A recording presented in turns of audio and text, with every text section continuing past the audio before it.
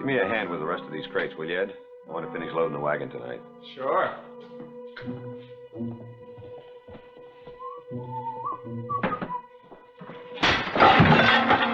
What's devil?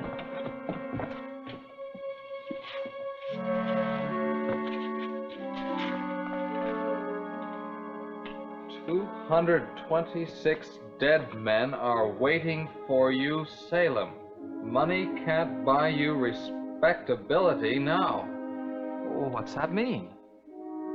226 dead men. And Salem. Get me a gun.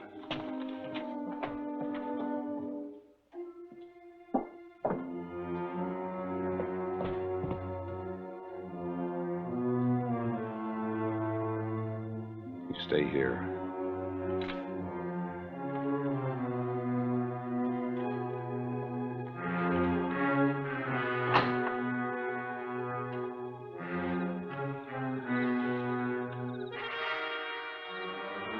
Who is it?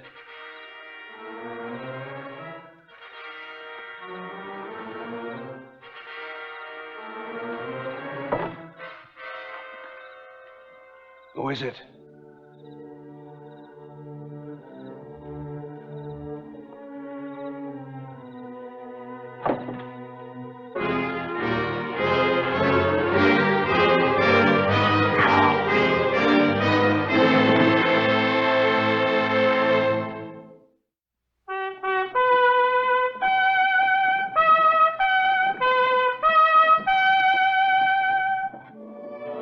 Death Valley Days. Howdy, folks. I'm the old ranger. It is several years after the Custer Massacre and a good 1,000 miles from the valley of the Little Bighorn, where 226 men were killed by the Sioux and buried where they fell. How then could one of them still walk the earth with a story known as the Dead Man's Tale? I'm glad you got here, sis. He's been cut up awful bad. Darling, this is terrible. I was at the church meeting when the sheriff got me. I came as quickly as I could. I told her what happened. I just don't understand it. Will he be all right? Wait, stitch in time, he'll do. I don't want any women here. Ed, take her home. You better get used to having me around. When we're married, I'll be taking care of you all the time. But, honey, You're going to our place so you can be looked after properly. Isn't that right, Alan? Yes, Bella, that's right. Why would anybody want to do this to you? You say you didn't see anybody, Grant? Nobody, no. How about you, Ed? Well, I stayed in the store while Grant went out the back door with his gun. But there was a note thrown through the window. It said, 226 dead men are waiting for you, Salem. 226 dead men? Number kind of rings a bell. 200. Well, of course, that's the Battle of the Little Bighorn, the Custer Massacre. A madman. You know, if you didn't even get a glimpse of this fellow, he must have sneaked up behind you to strike. Like an Indian. It could be where he learned the trick. Sure buried that knife deep. You take that for a knife wound, Sheriff? Well, what else? That wound is not a cut, it's a rip. Did you ever see a slash made by a hook? I know, a loading hook. No. Loading hook would be too long. That would hit him in the abdomen. This caught him in the chest, higher up.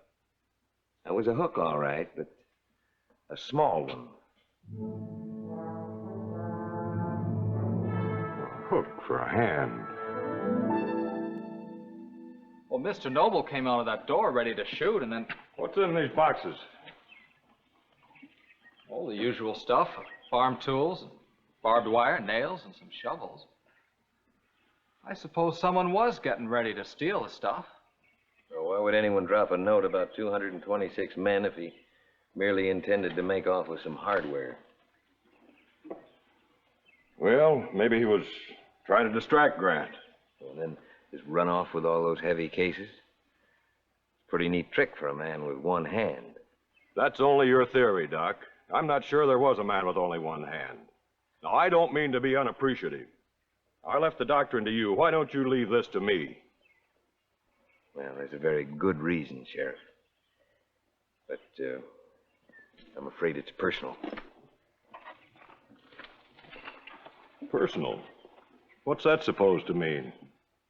Well, I guess that's supposed to mean Bella.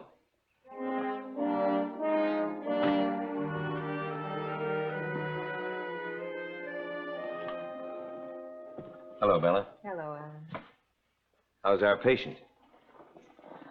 He's very jumpy. In fact, we had to move the bed closer to the window so he could see more of what's going on around him. He's so suspicious of everyone.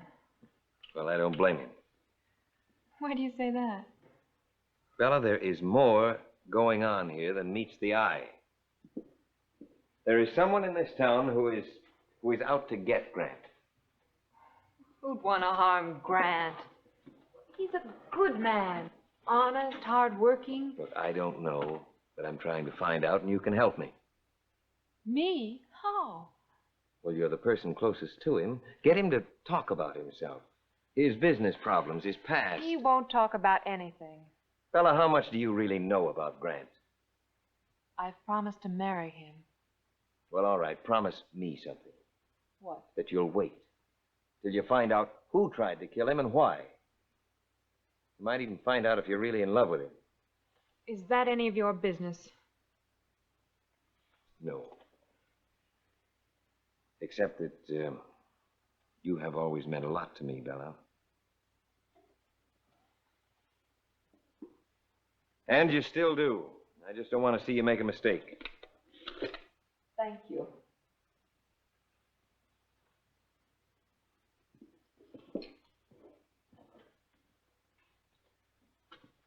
Hello, Grant.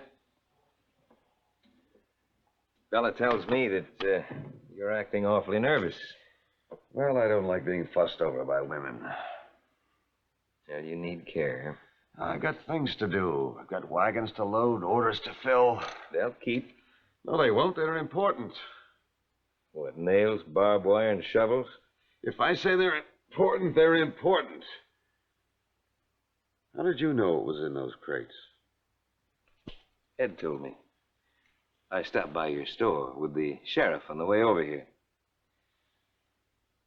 You know, the sheriff thinks someone was out to rob your wagons. I don't think so. Seems to me you're trying to blow this thing up into something it isn't.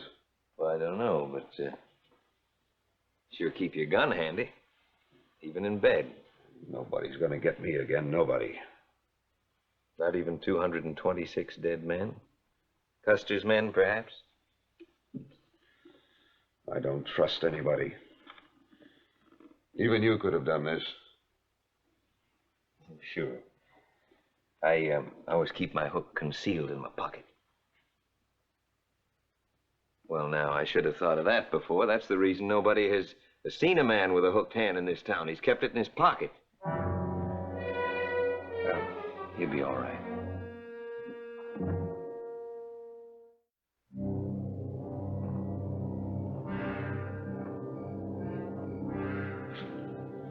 You're sure no one's been snooping around here? Not a soul. And the crates are back in the storeroom? Yeah? The back door is kept locked? I lock it when I leave. Let's have a look.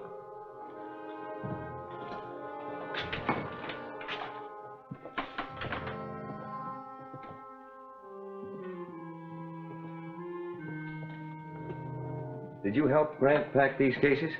Well, no. As a matter of fact, he did it one night after I'd left. Well, he often stayed late. Let's have a chisel. Well, you think we ought to?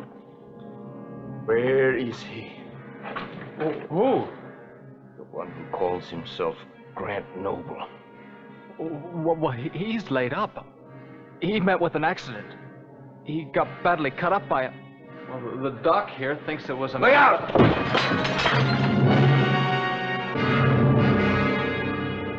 You're smart, Doctor. All right. Now, what's all this about 226 dead men? Are they friends of yours? Yes. Well, I've seen a lot of dead men before, but You're hearing one now. Tell Salem Putney not to deliver those cases. Salem There ain't nobody here by that name. just what is it in these cases you don't want delivered? Guns. Repeating rifles. For Indians.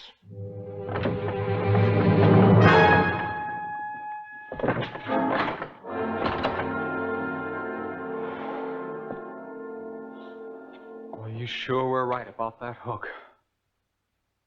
You know, it's a good thing we didn't try and take him. Crackpots like that can be dangerous. Salem Putney. Yeah. Dead men and guns. Salem Putney. Wasn't he the army sutler who sold? Yeah. Well, we better go get the sheriff. No. No, just bringing in the sheriff now might scare this fella off. For a while, anyway. He's got too much to tell. What else are we gonna do? Well, you heard him say not to deliver these cases, didn't you? I ain't going anywhere near them. I don't expect you to. Here, lend me some of your clothes. Huh? I'm going to deliver these cases.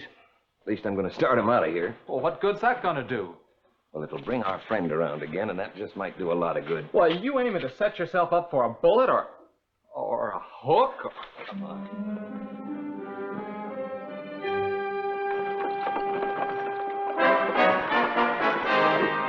Hit him up. I warned you. I warned you not to deliver the cases. I know you did. Now, I'm here to back up that warning. I thought you would be. That's why I undertook to deliver them. You want your head blown off? No. The cases are empty. Well, this gun ain't. You can look for yourself.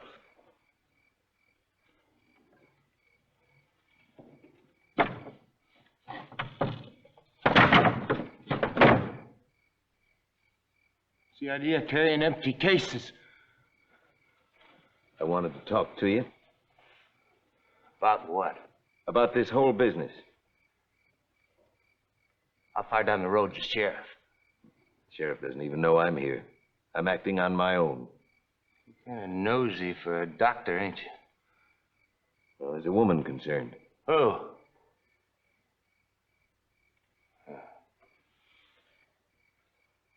The woman who's engaged to marry Grant Noble. There's no such a person as Grant Noble. He's Salem Putney. Who are you? I was. Lieutenant H.M. Harrington. 7th Cavalry. The 7th? Custer's command. You escaped? Escape? War Department might call it something else. Anyway, I got away. Full of bullets. Renegade Indian woman. Took care of me. In a cave. I was finally able to travel. I found I was declared dead. One of the 226. They weren't easy to identify. You never reported. Soldier. Rode away from battle. Left his comrades to die.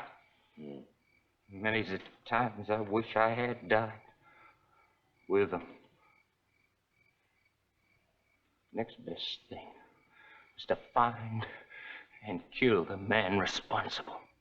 Salem Putney. Yes. Scummy rat of an army sutler.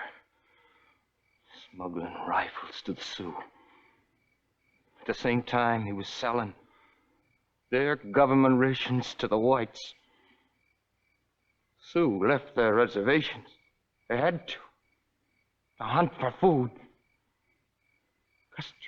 Knew it. He testified in Washington. But he had his orders to drive him back. Now, here he is.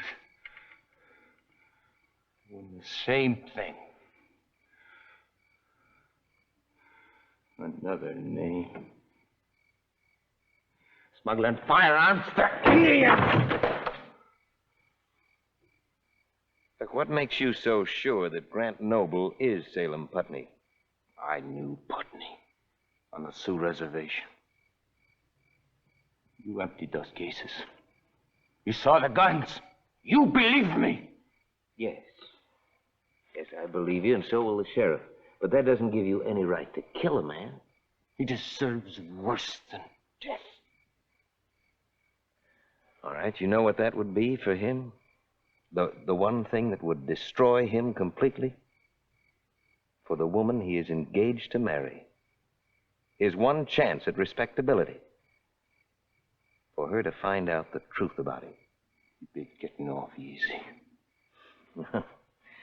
He'd rather die any time. So? We tell her. No. He tells her. It must come from him. Where is he? I'll take you to him on one condition. No violence. Hated a man like I do him. Waited your chance. Look, if you kill him, you'll be hanged for murder. I'm already dead.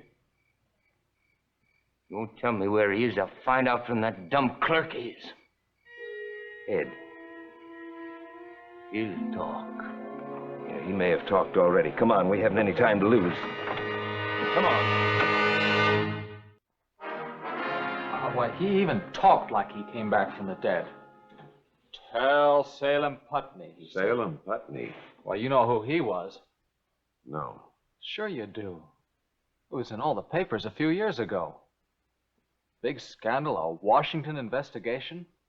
The army sutler who sold rifles to the Sioux. Oh, yes, I'd forgotten his name. Well, he died soon after. Well, our one-armed friend seems to think he's still alive. And still selling rifles to the Indians out of your store. I told you he was a crackpot. Grant, what is in those cases? You know as well as I do.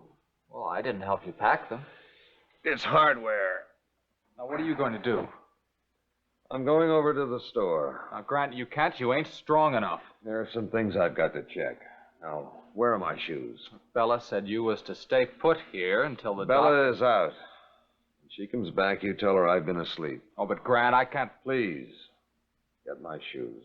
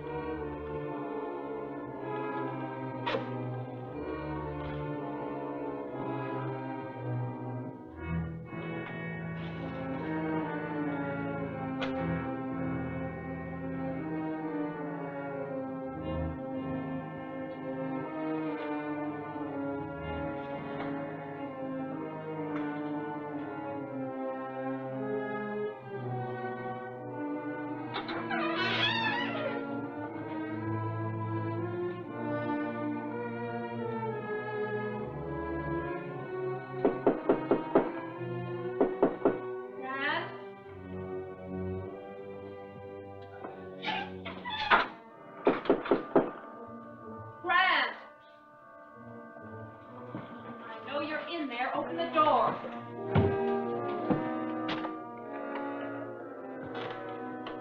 What's the idea of leaving a sick bed to come over here? You want to have a relapse? There are things I've got to attend to, Bella. At this time of night? Yes, there's inventory. There are back orders to fill. Now, please, you go on home like a good girl. I'm not budging without you. There might be an hour, maybe two. I'll wait. All right. You stay here with her. And I don't need any help.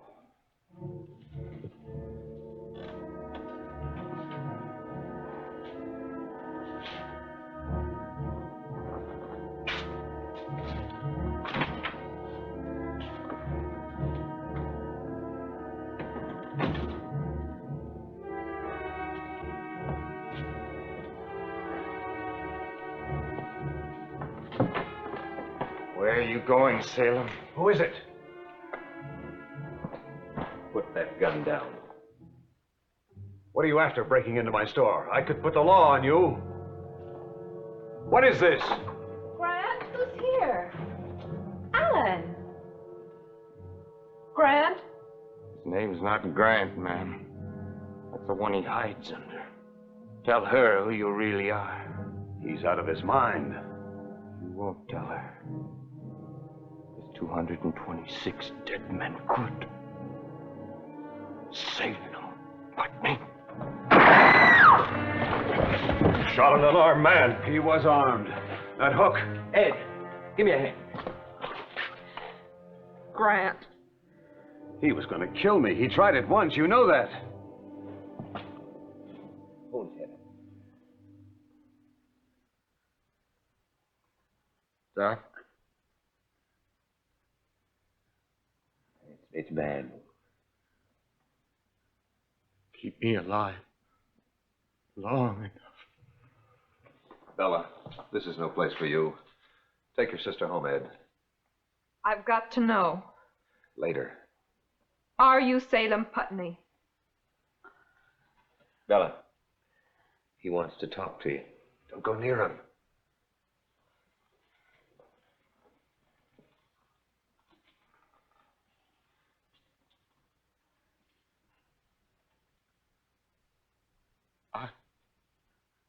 No. That's a lie. I've never seen it before in my life. White Rock. Mont. Sioux Reservoir. I've never been there.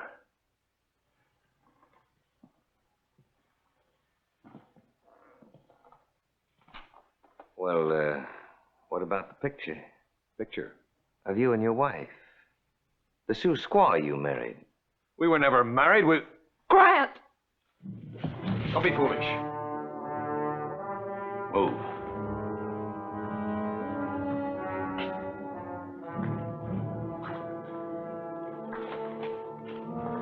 Yes. I'm Salem Putney. But you'll never...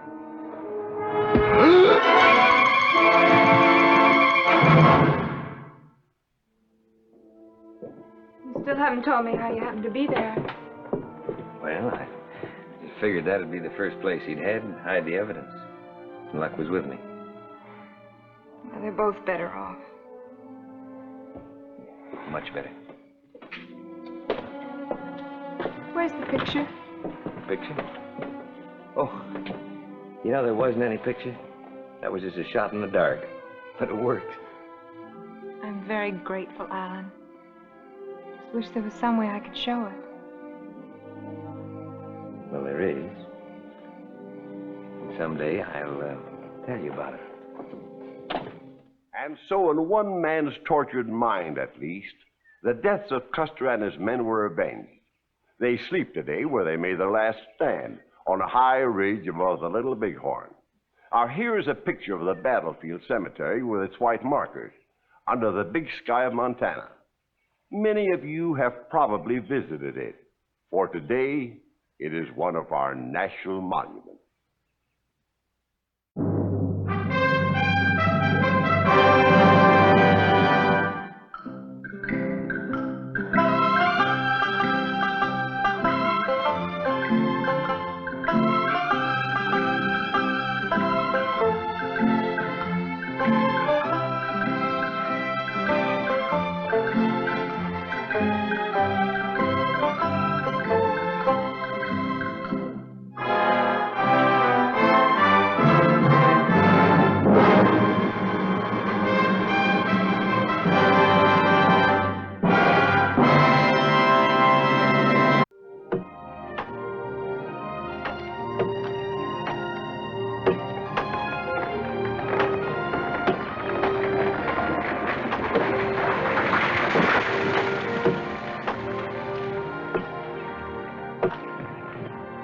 Time to eat.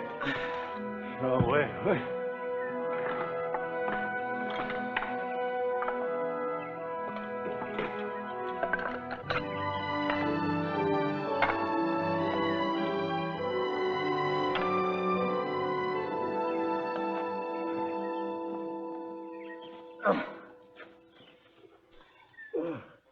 almost enough log, Matthews. 1 day, 2 day more cutting, and then we'll build 2 fine houses. By the winter time, we get the women and children, right? It'd be nice to have our wives here. Good stew, but woman make better.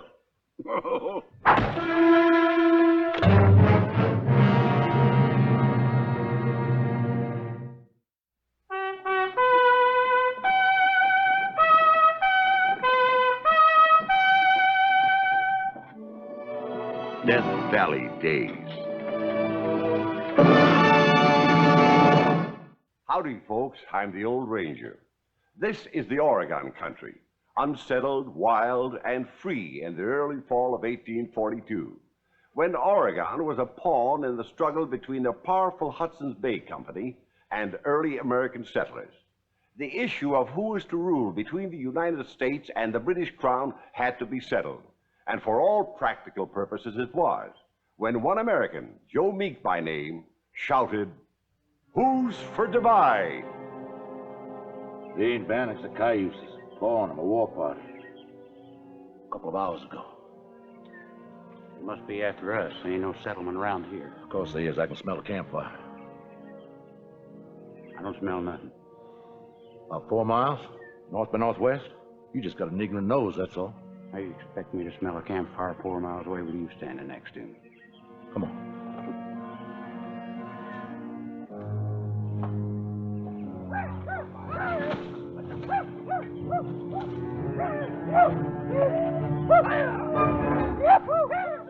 You're right. If you want to call a few logs and a couple of settlers about to be scalped to settle.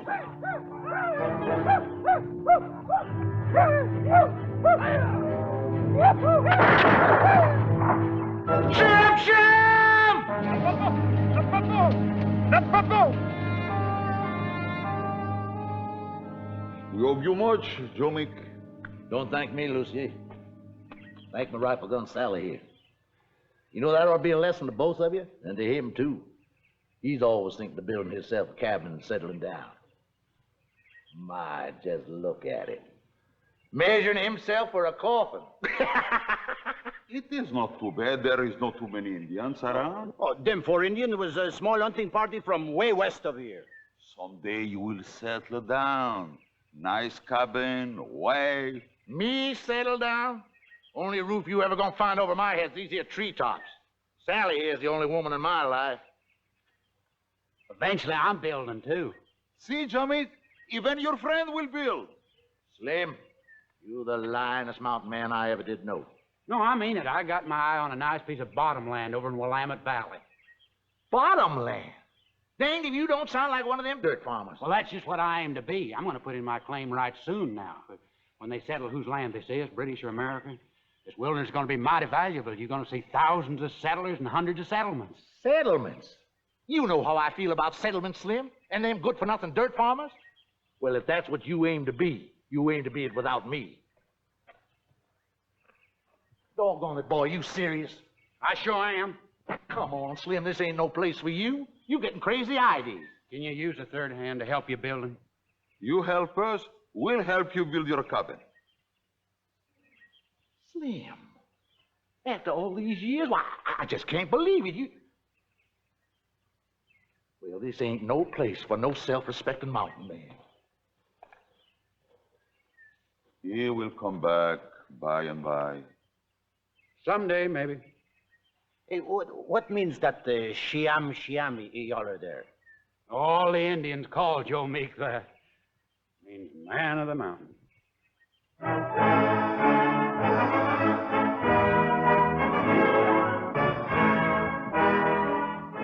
I was, plumb dab in the middle of that clearing.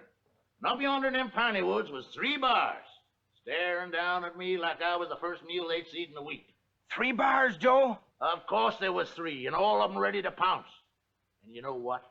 For the first time in my life, old Sally wasn't by my side. So you know what I did? Why, I rode back and defied them bars to come on down, all 3 of them, and fight to a finish. 3, Joe? 1, 2, 3. And there was more of them.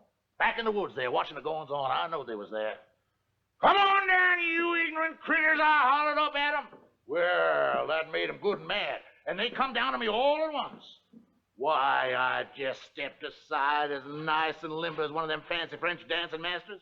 Them 3 bars come a-charging in, punkered their heads together, fell down dead in a heap, and there they be. There's a bullet hole in this one. Clean through the back. Well, I don't shoot nothing in the back, mister. Nor critters nor Injuns.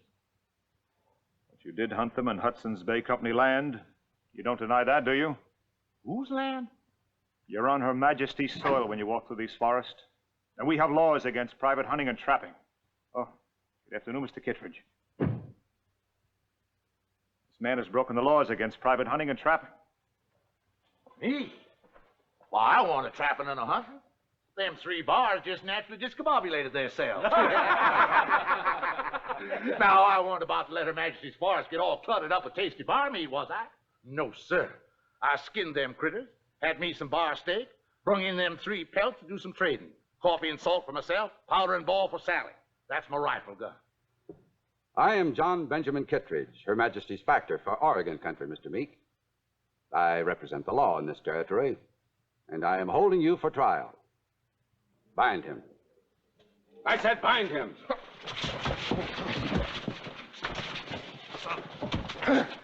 We got him.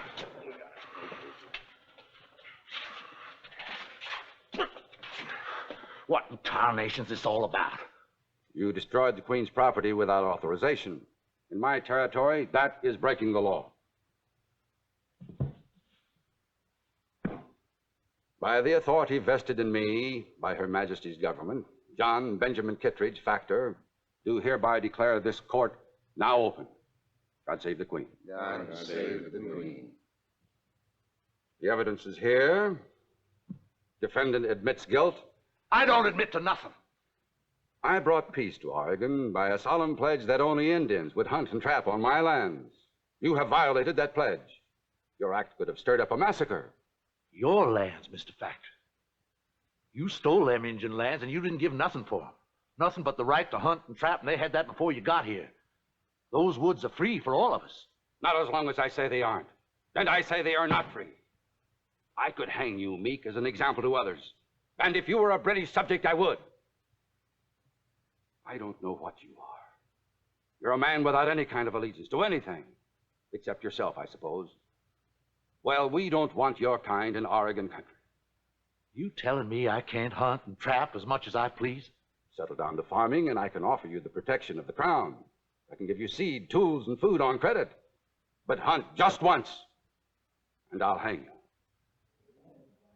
Suppose I don't want the pleasure of your hospitality. Then get out of British territory and stay out. And that means all of Oregon. Out of Oregon? Oregon has no place for a man like you, Meek.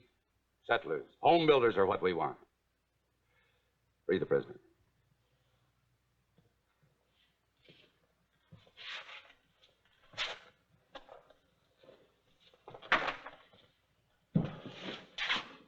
These are property of the crown now.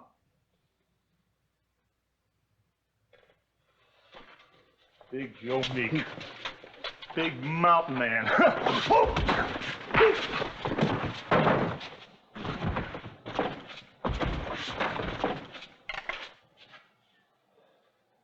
I just don't take to no one holding a cutting knife on my back. You're asking for trouble. Looks like I found it without asking. Now you just give me them pelts. Give 'em.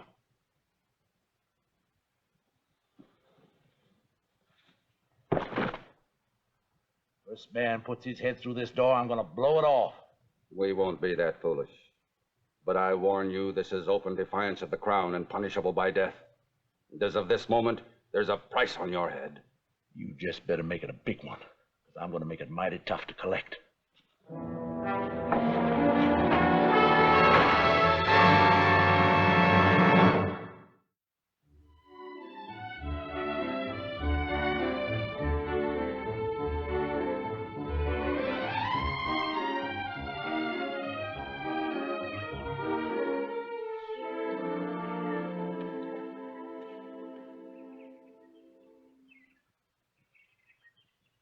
Joe Meek. Slim. welcome to Willamette. To what? Willamette. Well, doggone. If he ain't gone and given a name to this here parcel of range sheds. Told you this place is gonna grow. Yes, sir, that's what I come talk to you about. We'll see that.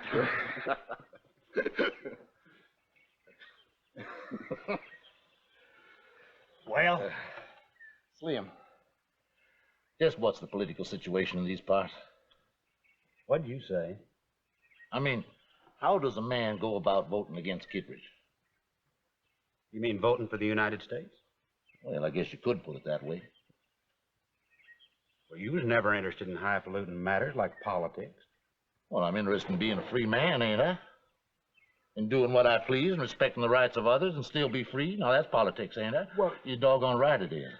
Now, look, Slim. Now, if Oregon's going to be the kind of a place you and me want it to be, we got to get it away from the Kittredges and make it a part of the United States. Well, that's right. Joe, there's going to be a big election this spring. Every settler's going to get a chance to vote which way he wants Oregon to go, British or American. Only trouble is, like, so you can't vote. What do you mean I can't vote? Well, everybody decided only settlers can vote. Settlers?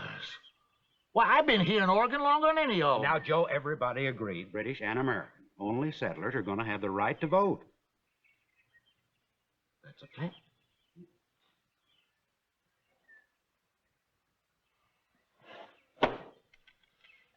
Doggone it.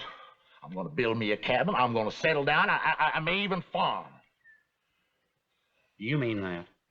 I ain't never lied to you yet. What come over you, Joe? Why, in the good old days, you hated government. Civilization, you called it? You changed. Now, just a minute. I said I was going to farm. Well, I'm still going to save a little time for hunting and trapping. I ain't changed. It's you that changed, Slim. You just ain't as ignorant as you used to be.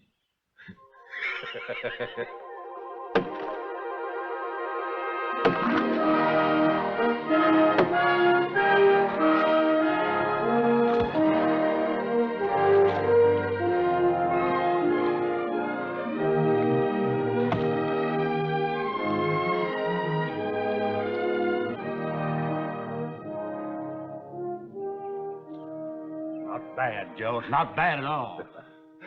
You know, come next week, I'm going to be planting my early wheat. What do you think of that, huh? Civilization. Oh, it ain't as bad as all that. Fella's got to be a useful citizen, going to be the United States. Meeting's on May 4th at Cowboy. You need your vote, Gus. We're counting on it.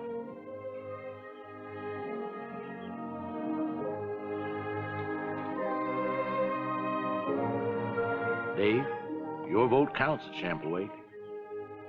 I want you to vote for the United States.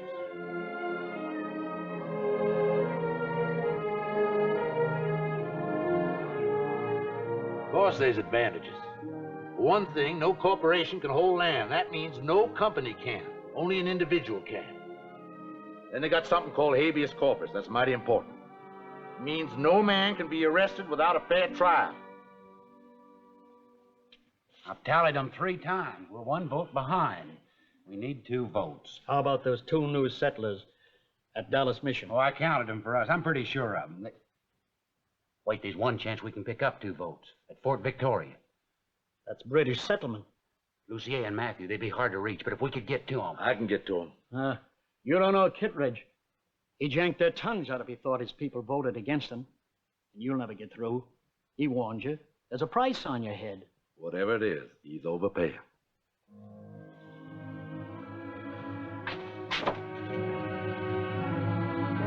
Well, maybe we're a vote or 2 ahead. It's mighty close. 1 single vote could mean the difference. With whom do you think we're weak, Ivy? It all fits. Lucier and Matthew, the French Canadians. And that report I heard about Joe Meek being in company territory, heading for their place. Meek? Well, he's an enemy of the Crown. He's my enemy as well. Of course, he's after those 2 votes. Well, he's got to be stopped. It's those 2 votes that could mean the difference. I'll head for Lucier and Matthew first thing in the morning. You'll head for them tonight. Meek must be stopped. And I don't care what means you use to stop him.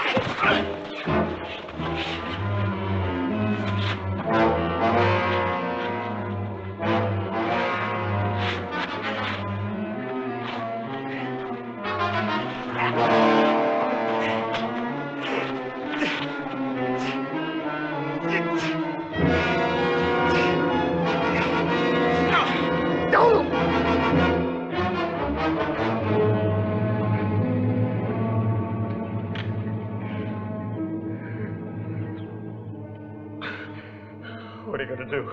Now, what in tarnation you think I'm going to do? Kill me? I ain't never left no wounded critter to suffer yet. Please don't. Don't kill me, Joe. You weren't so sugar-mouthed when you come at me with that knife. No, it's Kittredge. He gave me orders to kill you if necessary. He's afraid you get to Lucier and Matthew. I'm hurt bad. Don't leave me here. I'll never make it. All right. I got to get you down to the creek and get that wound washed. And I guess you just have to go along with me to Lucier's and Matthew's.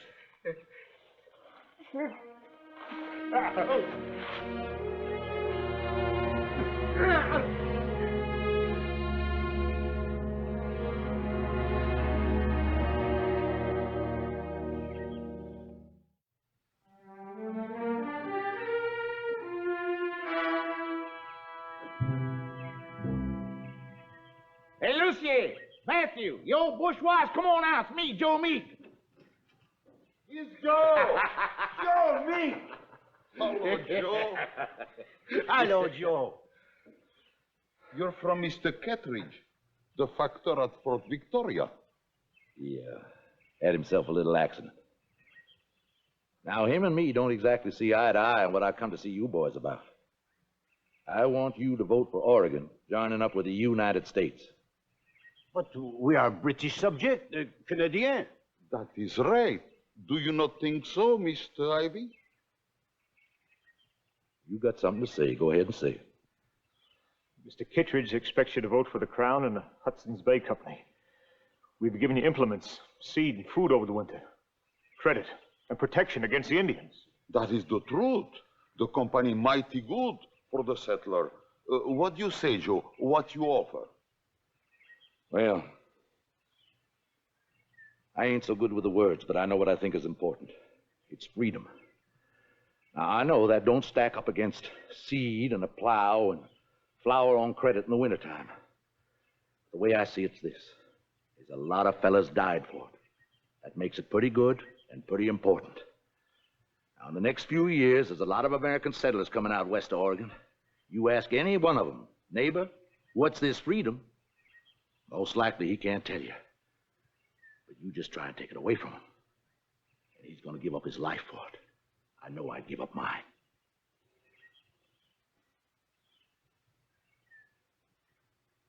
We don't know.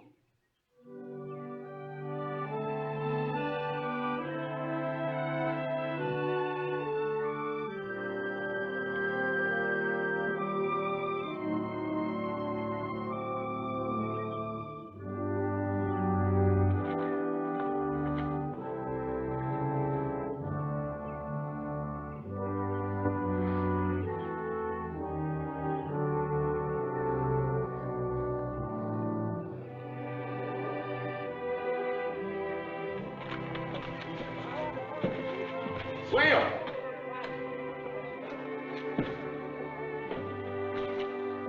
Well, you sliced it thin, all right. You're just about ready to vote. Did you get to Lucier or Matthew? When I left them, they were still in the quandary. I guess they're gonna stay that way. Well, we need them votes. We ain't gonna get them. It looks like the other side ain't gonna get them either, so we even. You have all heard the report of the committee, which would seek to separate Oregon from the Crown and make it a part of the United States. We have now been in debate over 2 hours, and the time has now come to vote. Will all those in favor say aye? Aye. All those against say no. No. The nays seem to have it. Now, just hold on, Mr. Chairman. That man has no voice here. I put a price on his head. Well, you better take it off, Kittredge. Leastwise till this voting's over. I say the devil with them ayes and nays. We'll divide. Who's for divide? This is very irregular. This meeting is... Any voting member can ask for a divide, Mr. Chairman. All those in favor of Oregon becoming part of the United States, follow me.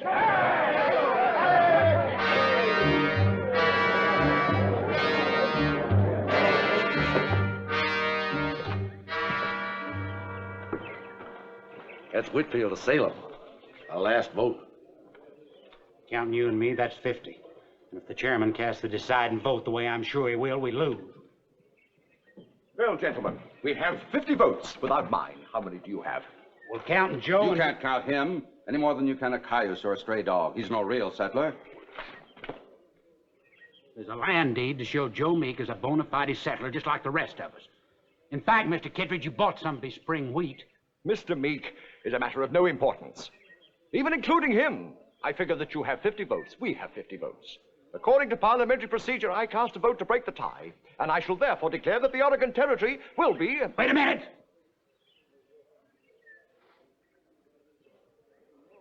Lucy and Matthew, they got a vote. Fort Victoria settlers are loyal to the Crown. Ah, gentlemen, you're just in time to cast a vote for the Crown. Remember, you are British subjects. If it not be for Joe Meek, we be no subject. We be dead. So, we think and think. For me, Joe Meek, I would like you for freedom in the United States. For the United States. Yahoo! 3 cheers for our side! For Oregon! For freedom! For the United States! Within minutes after that election, Joe Meek, whose quick thinking had saved the day, was elected the first sheriff of Oregon. Who's for Divide was a clarion call to freedom for the sons of the West. Here's a picture of Joe Meek. Now, as far as I know, the only one that has come down to us of this famous mountain man.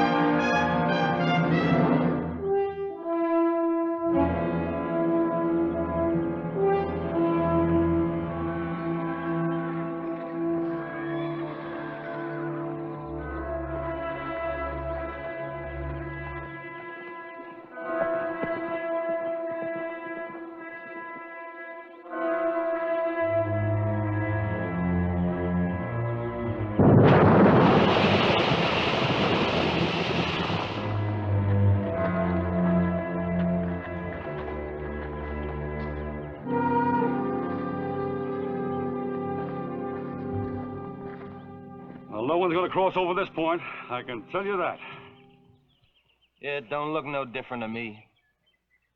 Look, there's holes in that river bottom deep enough to swallow the biggest wagons ever built. Yeah, well, I don't like it.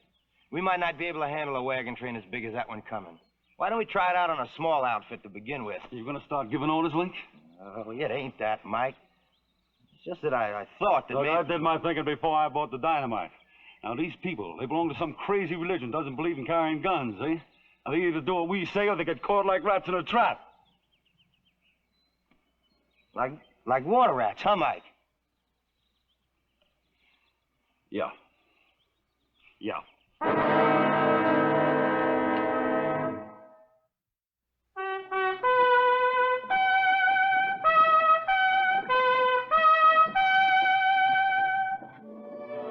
Death Valley Days. Howdy, folks. I'm the Old Ranger. The Old West had its counterpart of present-day racketeers, men who exploited honest citizens under the pretense of supplying a useful service. Mike Scanlon and Link Fretz were two of those early-day extortionists, and the wagon train of religious pioneers, steadfast in their refusal to carry guns or other instruments of violence, were to be Mike and Link's first customers at the Dangerous Crossing.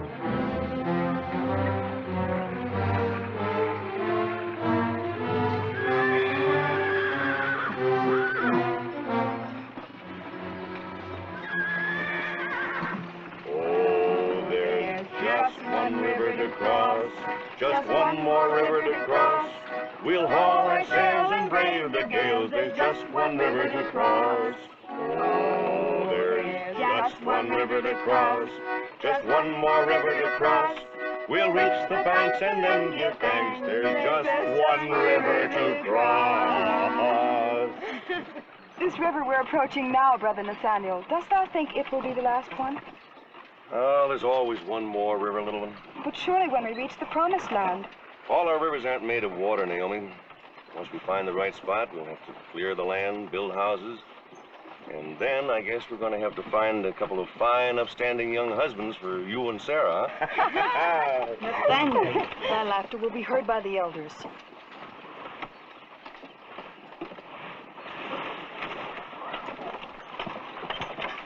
Well, there's one cancellation. I doubt if any of them would recognize the sound if they heard it. I do not like to reprove thee, Nathaniel. And I thank thee for sustaining the spirits of my sisters during this long journey. But the others, they do not understand thy ways. My ways are exactly the same as theirs and everything that counts. You don't think I'd quit the sea and married you if I wasn't going to abide by their rules, do you? No, of course not. But I can't harness my laughter any more than I can get used to the these and the thous. I'll take the helm, Deborah. But I have not yet stood my watch. Dad, you're relieved early. The going may get choppy as we get near the pass. One more river to cross, Nathaniel?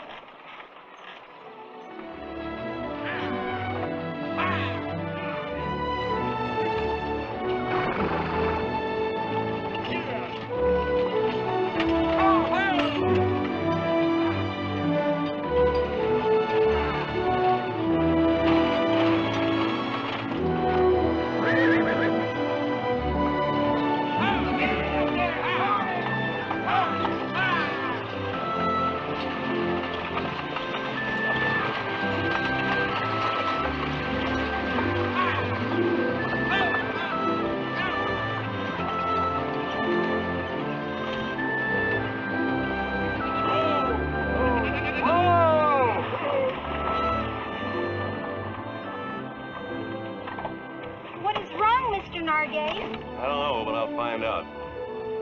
Please, Nathaniel, whatever it is, try not to argue with the elders this time.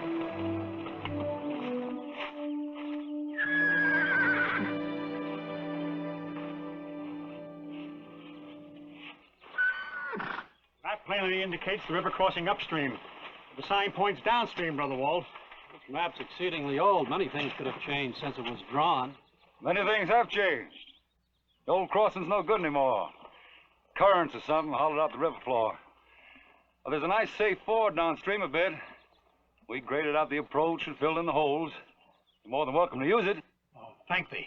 For $10 a wagon. $10 a wagon? 15 wagons, that's $150. That's no more than fair for our efforts. We'll use our efforts to cross the old ford. Who is he? Brother Norgate. He spurns our manner of dress, but is never reluctant to share in our decisions. I'm sorry to butt in, Brother Meeker, but this is a plain, ordinary holdup. Now, wait a minute, you. For once, I tend to agree with you, Brother Norgate. Besides, we have but little choice. $150. Of course, there's another crossing, 150 miles further south from me. I, for one, am going to try this ford. I'll get my wagon. Your floating coffin, you mean? It may be too perilous, Norgate. We best reflect the situation. Sure, you do that. And you take your time. And when you find out that I've been telling you straight, you can find Link and me down at our ford. Huh? Let's go.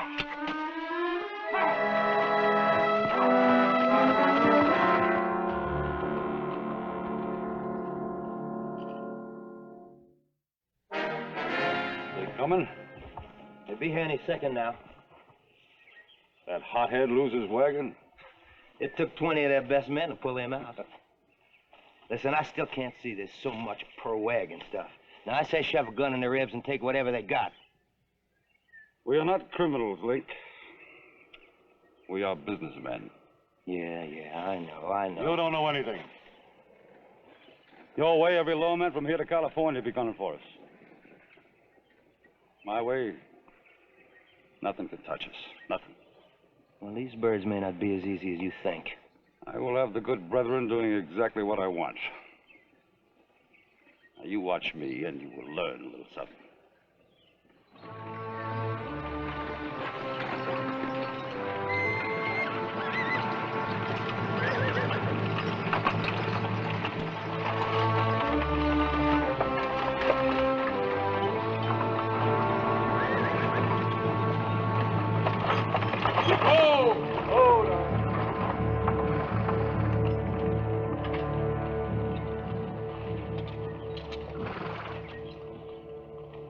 $150. Now it's free to count it. Sure. As soon as you sweeten it with, let's say another 50, huh?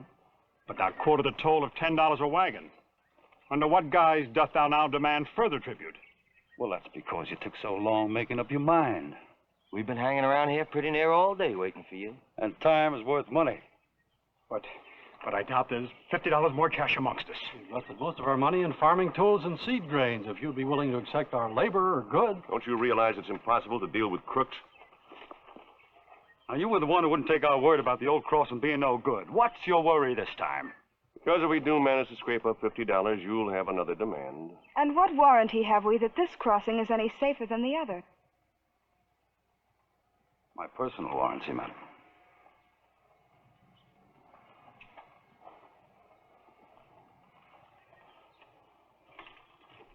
I'll escort you and your wagon across the river personally. Just like friends. Real close friends.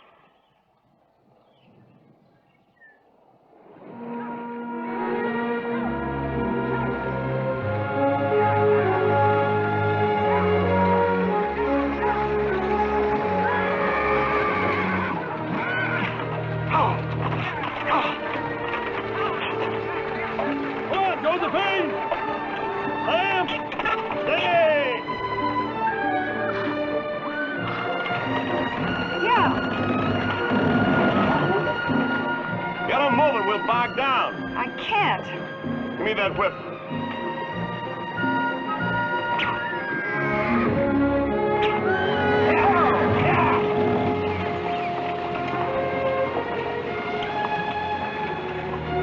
You all right?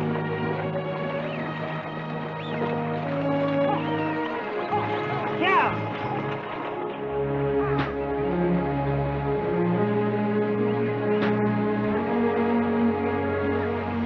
Everybody all together now. Link on the other side. Come on. Heave. Yeah. Move.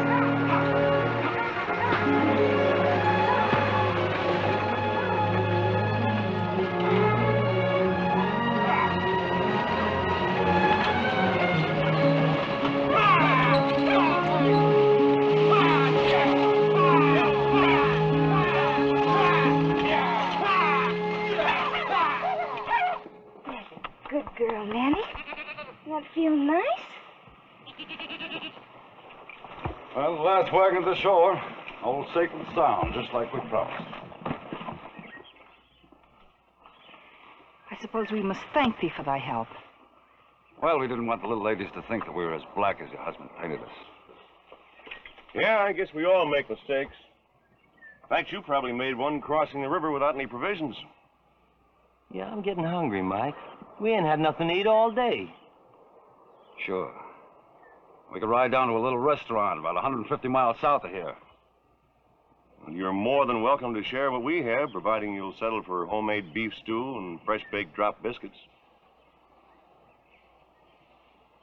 That'd be mighty nice of you. It's been a long time since I've had home cooking. I can taste them hot biscuits right now. I guess we all worked up an appetite. We'll pull up over here.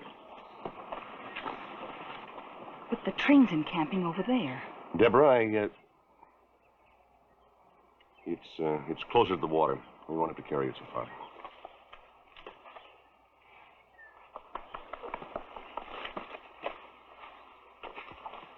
Money, food, and women. In the order named. Now listen, I don't trust him. You keep your eye on him, yeah? I'll watch out after the other bunch. Huh?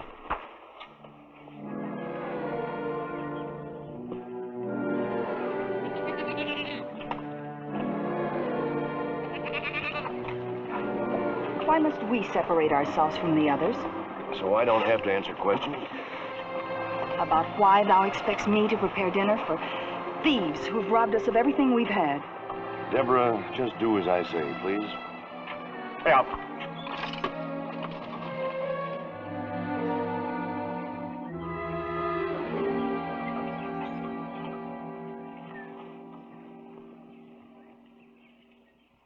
Amen.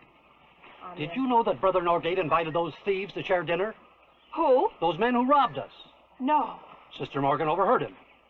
Surely that is carrying brotherly love too far. Never before has he adhered so closely to the word. Brother Norgate's ways are not our ways. Inviting those evil men to break bread.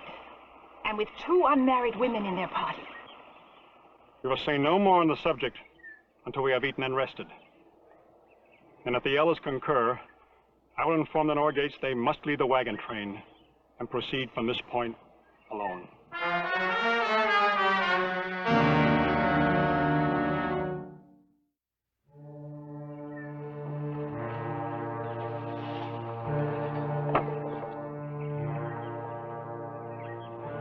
I think Nanny wants to go graze over by those rocks.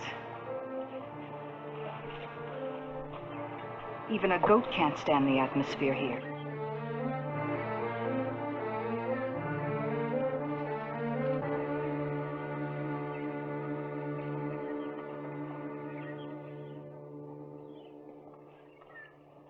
More biscuits. And more stew, too.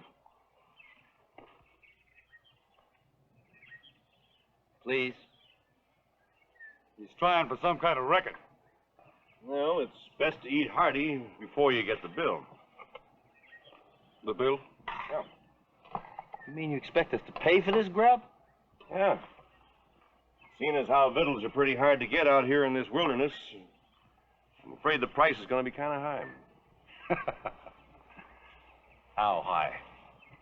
Oh, about $100 a piece, $200 altogether. $200? You loco, that's all we took from you. Exactly.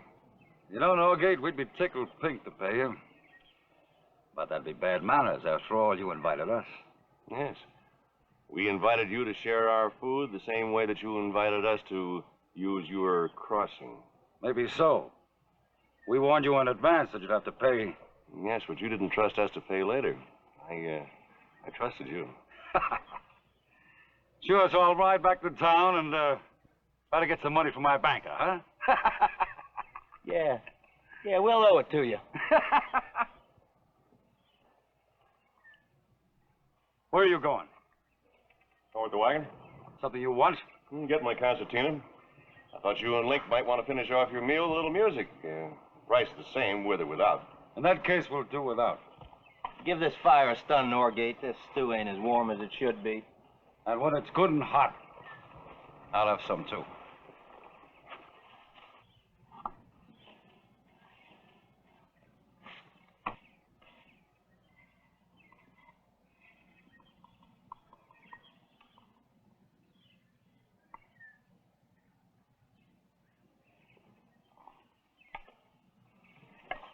No, thank you, Mr. Norgate. Canst thou not see? They've scarce touched the food already on their plates. Yes, that's why I thought they might want some warm biscuits. Go ahead, little one. Go ahead.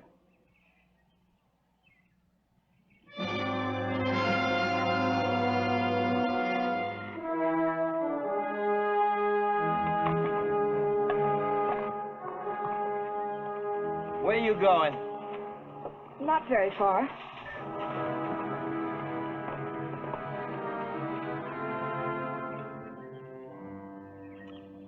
The sin of waste is written in the same ink as that of greed.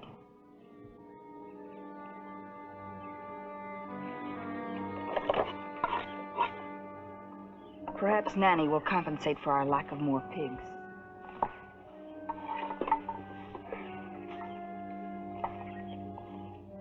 Where'd they go?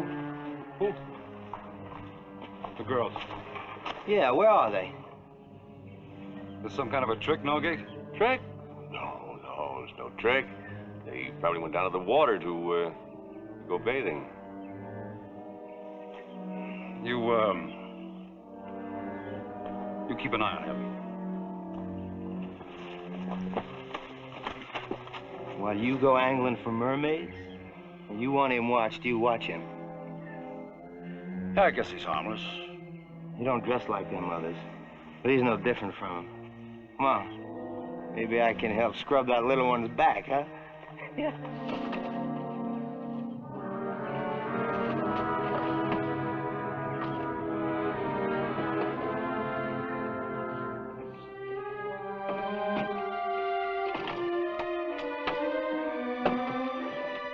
Nathaniel, a gun! Well, Deborah, it isn't as bad as it looks. I do not fear for thy safety as much as I fear for thy soul. To conceal this thing from me. Please, Deborah. No, thy safety does concern me. Nothing is as dear to me as thy life. Let them keep the money. Deborah, I haven't got time to argue. I told the girls to go bathing because I had to get those thugs away from here for a minute, and... And those thugs followed them to the river? Yes. Thou used Sarah and Naomi as a lure? Yes. How debased thou must be. To use my sister's unclothed bodies as an aid to some form of violence. All right. I'm debased, but I also know men. I knew what it'd take to distract them. They were watching me every second, and I had to get this. Now, don't let them follow me. Hold them here for a little while. Weapon of violence! I won't stand for this, Norgate! Come back here, Norgate! I order it! Hey, come on, honey. Come on, just reach up. Come on. Go away! Please go away! It's all right, honey. You can come on out now.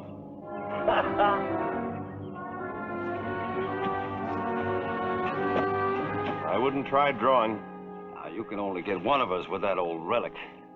That's right. Which one of you is going to take a chance on reaching first? I thought they didn't believe in guns. He's a hypocrite. I could have sworn there was no guns in that camp. Ordinarily, I don't condone the use of firearms, but when two gentlemen such as you eat our food and then refuse to pay... All right. So we'll pay you for the food, huh? Yeah, later. It'll be $200 now. Now, wait a minute, Norgate. Time is worth money. Keep me waiting much longer, it may cost you $50 for sweetening. You ain't gonna bleed us for money, Norgate. You gonna give it to me, or am I gonna help myself before I bury you?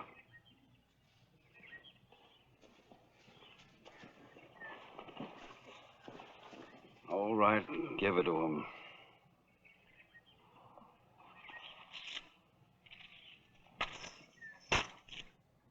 Brother Maker?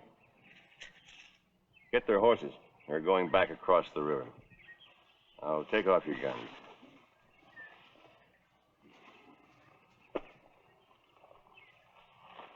Throw them in the water.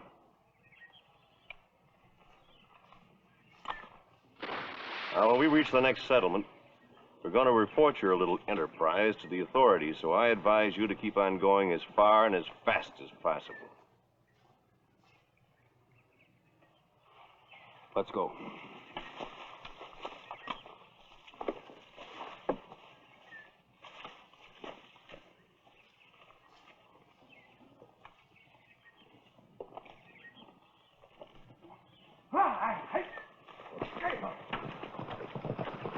All right, Sarah, Naomi, you can come out now.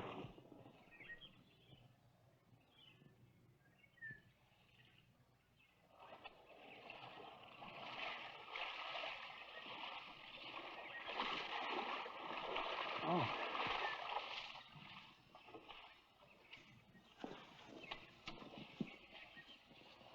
It was almost as bad as being naked in their presence.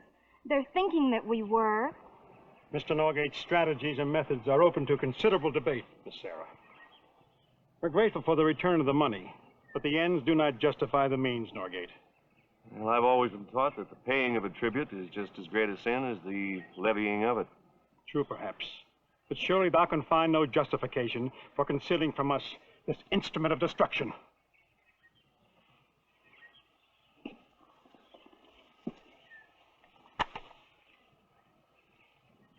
This hasn't been fired since Valley Forge when General Washington gave it to my grandfather. Oh, Nathaniel. I couldn't force myself to give up an heirloom, so knowing how you felt about firearms, I kept it hidden. Until thou had to face them with it, knowing it was useless without a vestige of ammunition. Oh, I needed none, Brother Meeker. When I married Deborah, I accepted your religion and I acquired your faith. God bless thee, Brother Norgate. Come, thou had best change into dry clothes. And the next time thou need a decoy, please do not use my clothing. Oh, was there something you gentlemen wanted to see me about? Yes, we're sorry we misjudged thee. And we thought from this point on, it might be well for thee to occupy the lead wagon. Brother Norgate, thou art a pillar of strength.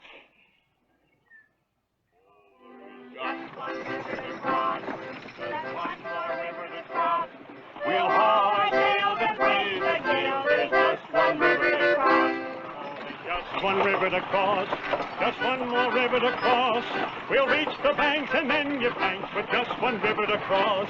Oh, there's just one more river to cross. There's one more river to cross. We'll take an oar and pull for shore. There's one more river to cross. Oh, just one river to cross. Just one more river to cross.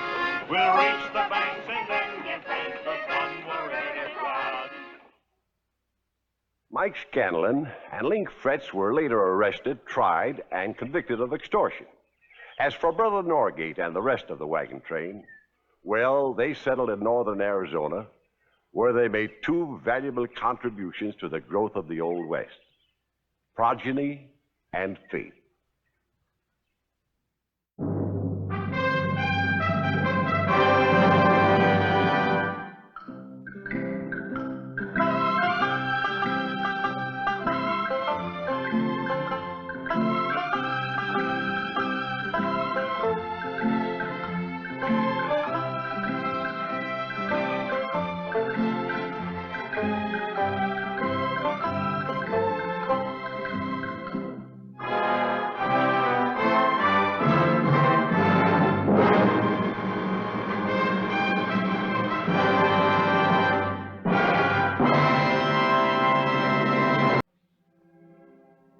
You often hear it said that the quiet working people of the Old West lived and prospered only because other men more venturesome were willing to fight for them. This was not always the case. Tonight, I'm going to tell you a story of a quiet man who made his own fight in his own way. I call it the gunsmith.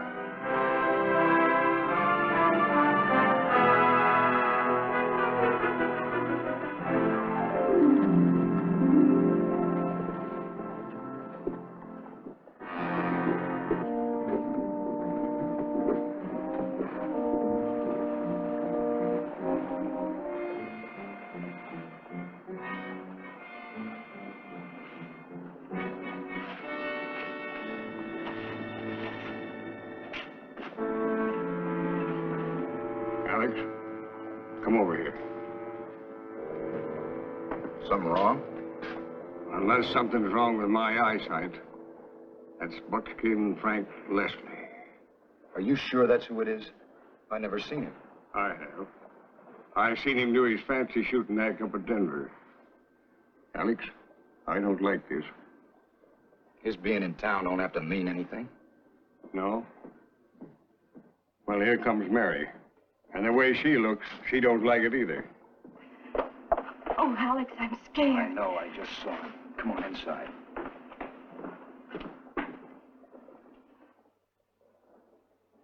You two should have got married. And Buckskin wouldn't have had nothing to do about it. We don't know that he means to do anything. Maybe he doesn't even know Mary lives in this town. Besides, she was never his girl. No, just his target. It ain't no accident he being in this town, because he's heading straight for the place. I understand you're Durwood. That's right. Hello, Mary. It's been a long time, hasn't it? Hello, Frank. What's the matter? You don't act like you're very glad to see me. You got business in this shop? As a matter of fact, I have. I understand you're a pretty fair gunsmith, Durwood. Maybe you've heard I'm pretty fair with a gun myself, in my own way. A couple of experts, huh? Take a look at this. You really got something here. Oh, it's a pretty fair target pistol, all right. Trigger work's a little stiff, though. I was hoping you might be able to ease it up for me. When do you want it? How long will you take? A couple hours, maybe, if you'll be in town that long. Oh, I plan to stick around for quite a spell. Look, mister, don't take any chances on ruining the gun. Take your time. I won't need it before this evening. It'll be ready. Oh, by the way, Mary, somebody told me I'd find you in this town. You'll hear from me.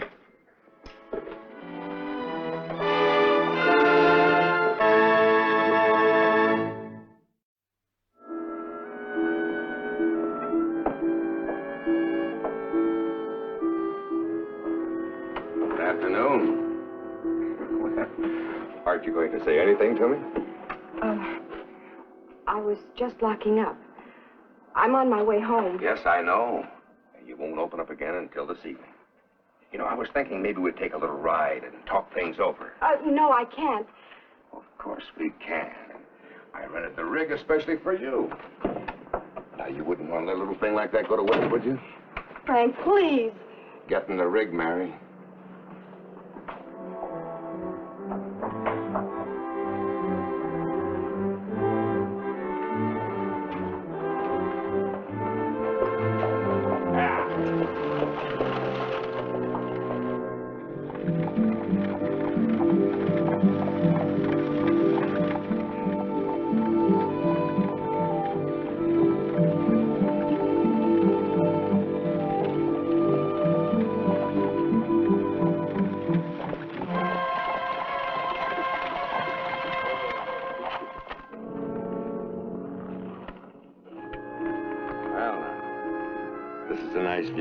Let's get out and take a look at it.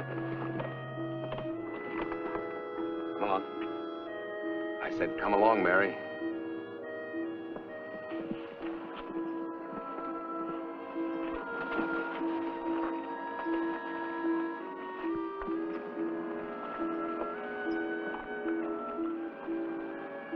Somebody told me you're planning on marrying the gunsmith.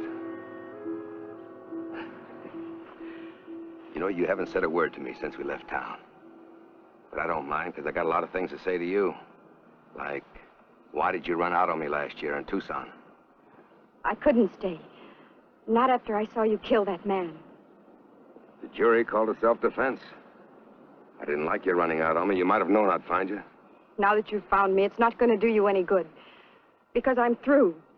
Oh, no, you're not. You took my luck, and the act went sour when you ran out. You're coming back to me. No. You might as well get used to the idea, because you are. I even brought your costume with me. I'm getting married, Frank.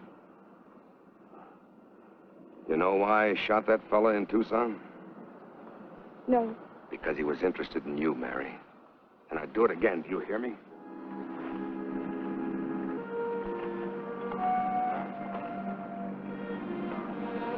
Where'd you get this? The gunsmith give it to you?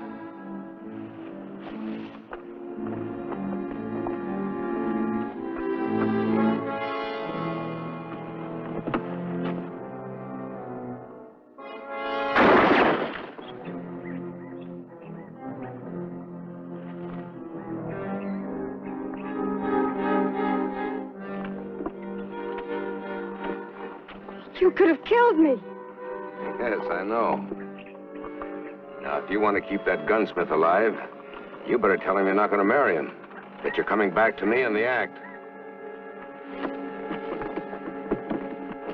First performance will be tonight at 8 o'clock.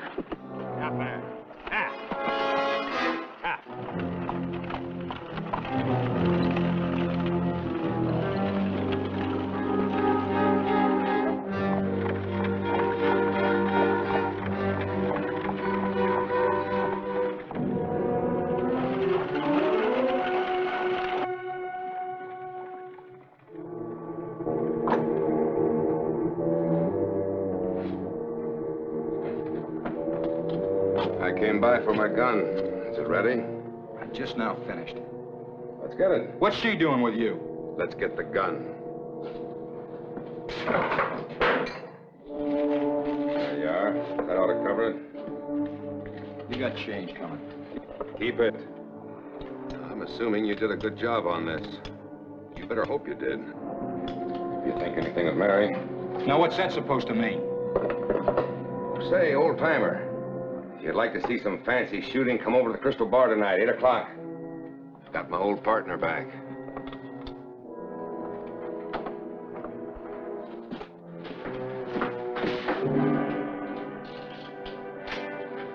Alex! Polly! Turn around, Buckskin. Alex, don't. You're gonna let her alone.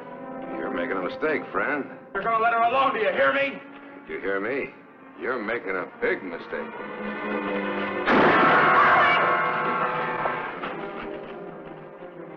Now, you all saw what happened. You tried to use that gun on me. I could have shot your head off just as easy. Been within my rights, too.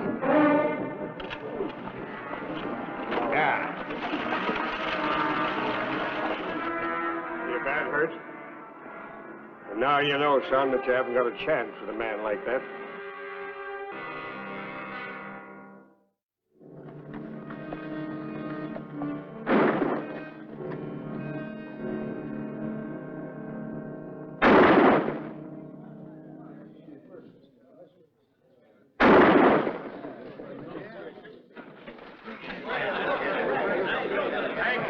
Thank you, friends. Thank you. Now, you have just seen 5 shots fired. 5 bullets sent crashing to within 1 inch of my little partner's handsome figure. Now, while I'm reloading, if any man here doubts that I am unable to continue my demonstration, you're invited to step up and place your bets with the bartender. I'll cover it dollar for dollar. 10 shots out of 10? I got 50, says even you can't call him that good, Buckskin. Help yourself, friend. Anybody else?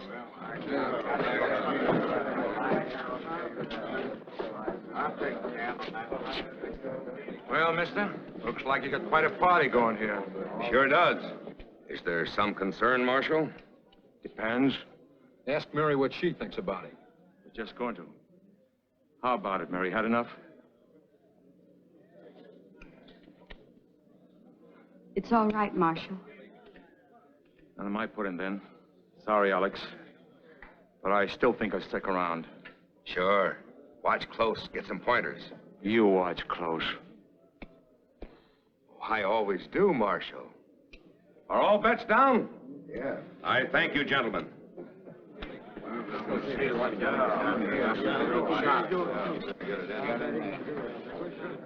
Are you ready?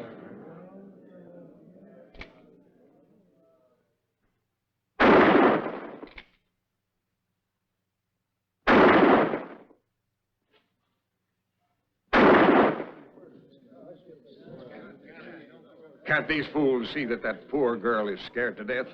She's going through torture. I don't think they do, John. It's only an act to them.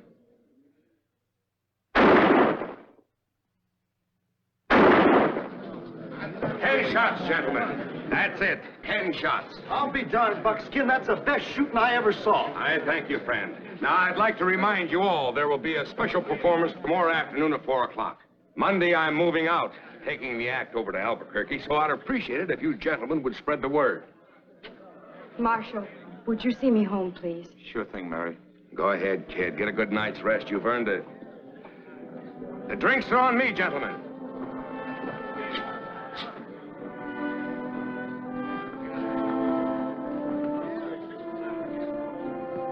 Wait a minute. What's the use? Nobody can do anything about it. Well, I think maybe they can.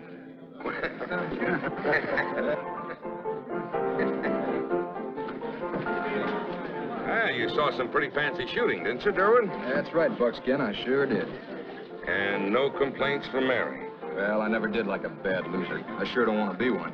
Appears like the best man won. Hey, now that's more like it. Will you drink on that? Why not? Bartender, set up another drink here. I'll take a shot while you're at it. Why, you stupid... He didn't mean anything by it. Let me see it. Is anything wrong? Take a look. Did you say that cylinder was knocked out of line? Better not be. I'll tell you what. I'll take it over to the shop and check it real good. Won't cost you a thing. Well, all right, but I gotta have that back by tomorrow afternoon. You'll get it. Thanks for the drink, Buckskin. Let's go, John.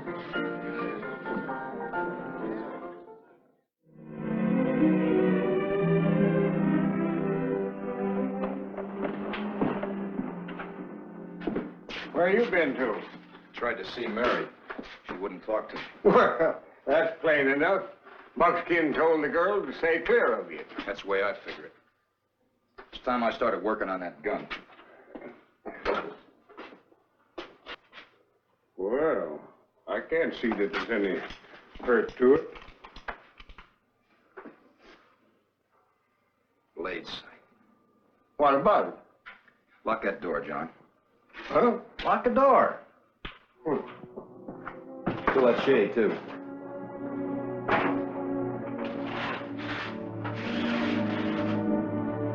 Hey, will you tell me what's going on around here? And what are you aiming to do to that pistol? First off, I want to heat up the barrel. You get that forge hot. Yeah? Well. Ready.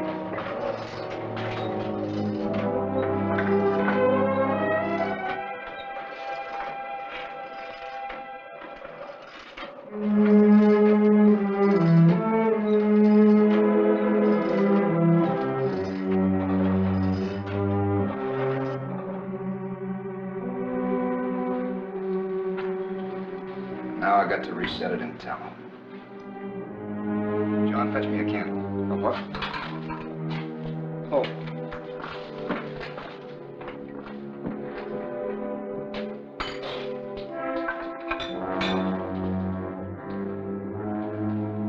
Good. You'd never know a thing had been done to it.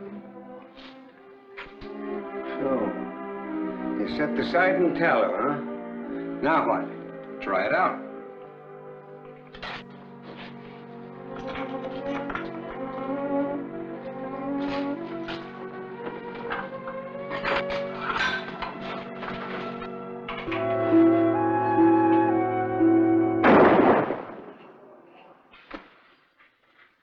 Dead center.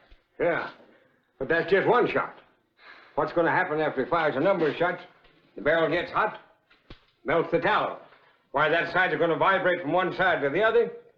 An error of 2 inches at 100 feet, if I figured it right. Yeah, but you can't tell which side will be off. Gotta leave something to chance.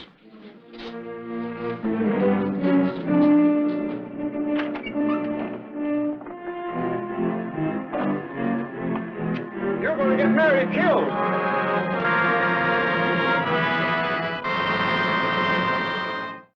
Yes, sir. I was 6 years old when I picked up my first gun.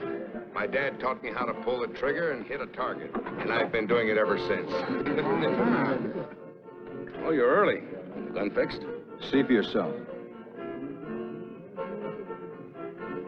Well, it looks all right. I got a proposition I'd like to make you, Buckskin. Yes? You call yourself a betting man and an expert shot. Well, I'm beginning to have my doubts on both those scores. This kind of shooting at 30 or 40 feet, it don't take too much real skill. You think so? Well, what have you got in mind? Just supposing it was 100 feet. Are you asking me to shoot at Mary from 100 feet with a handgun? Not at Mary, at me. You know, I've never turned down a bet yet, nor have I welched on one. What have you got in mind? We go outside where there's some room, and you shoot at me. 10 shots at 100 feet. You put every bullet within an inch of my body and you win. How do I lose? By either shooting wide of an inch or hitting me with a bullet. Now, what kind of stakes would you give those odds for? Mary, if you lose, you promise to get out of town and out of her life for good. Well, I figure she's mine already. I'm willing to put up everything I own. My business and my property. And your life. I'll say one thing for you, you're not a piker. All right, Durwood, you've got a bet. Now, if some of you gentlemen would be kind enough to pick up the hay and the backstop and take it outside for me, I'd appreciate it very much.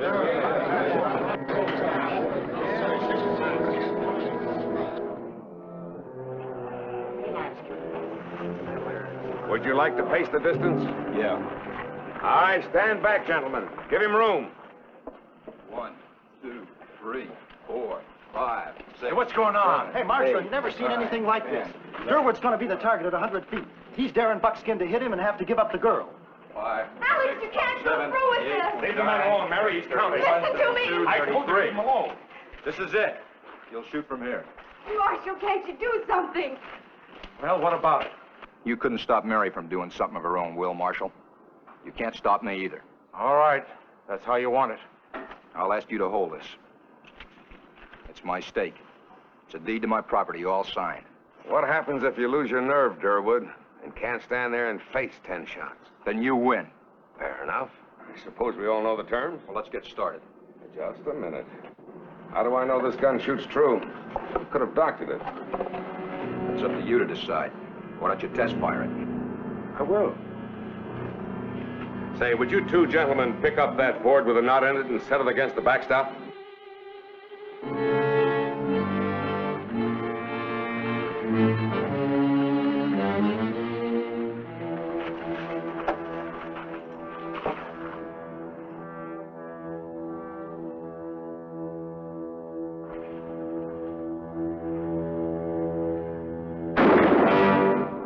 Shot, Buckskin. You satisfied? I'm satisfied. Now go make a target of yourself, Durwood.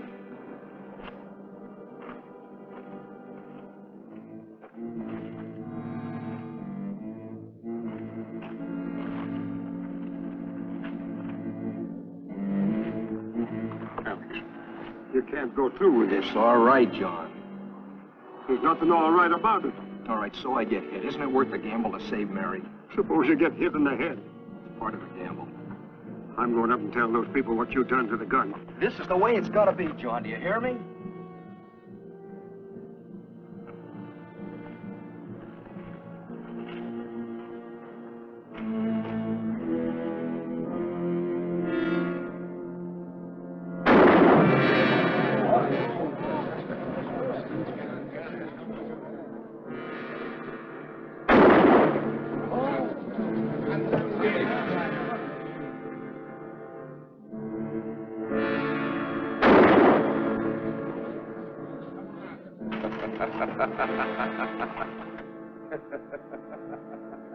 Really trying to break him down, aren't you?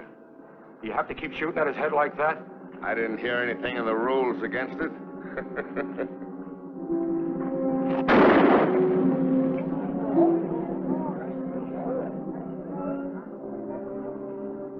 Let's make this a little more interesting.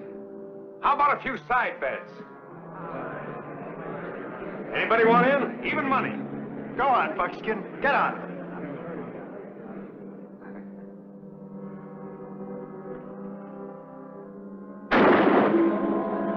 That's 5 shots, Durwood.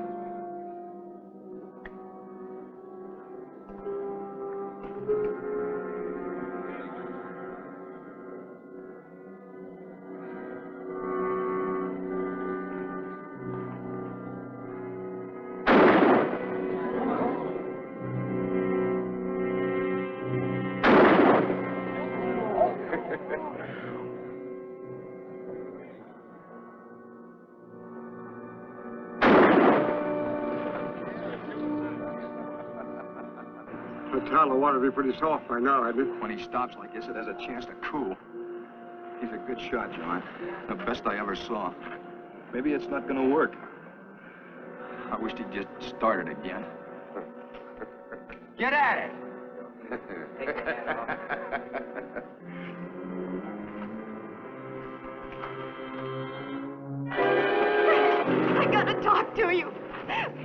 out of the way. Please, Frank. If you stop this, I promise I'll do anything you want. Figure you'll do anything I want anyway. Now stand back. I got a bet to win. No. If that gun cools off again, you'll never make it. Mary, let him shoot! No, I won't. Let him alone, Mary. Marshal, get her out of there. Mary, stay out of it. No.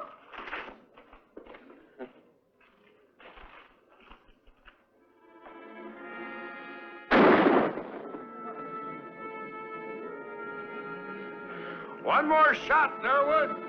Then I've won the bet.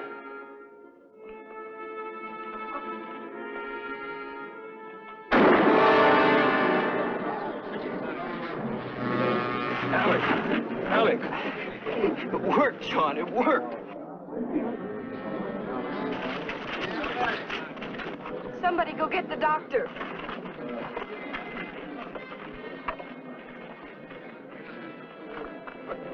Something went wrong, I tell you.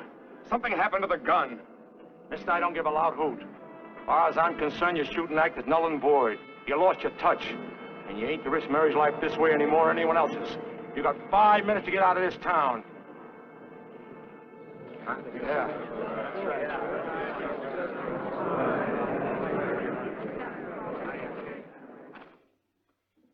Why is the doctor taking so long?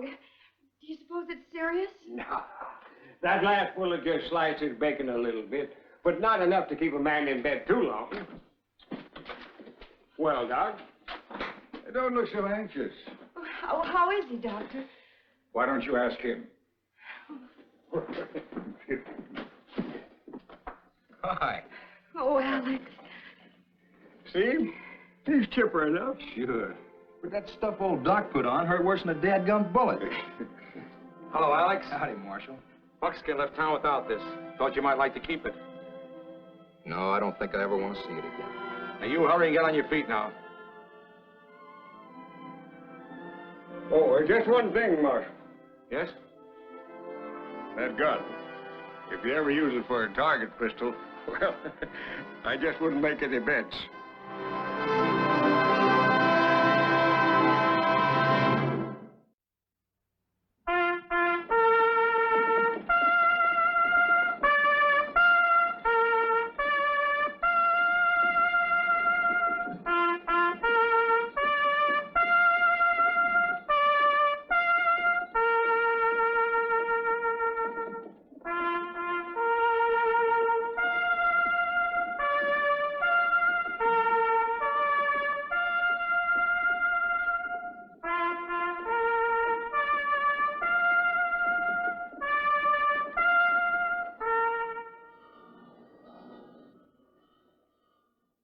Heard about marriages of convenience, and I guess that's how you'd rate this one. Except that it really wasn't a marriage at all. What I mean is, well, suppose I let you hear the story for yourself. It's called Husband Pro Tem. And it's laid back in the 1880s, when the first railroads were being built across the great American desert.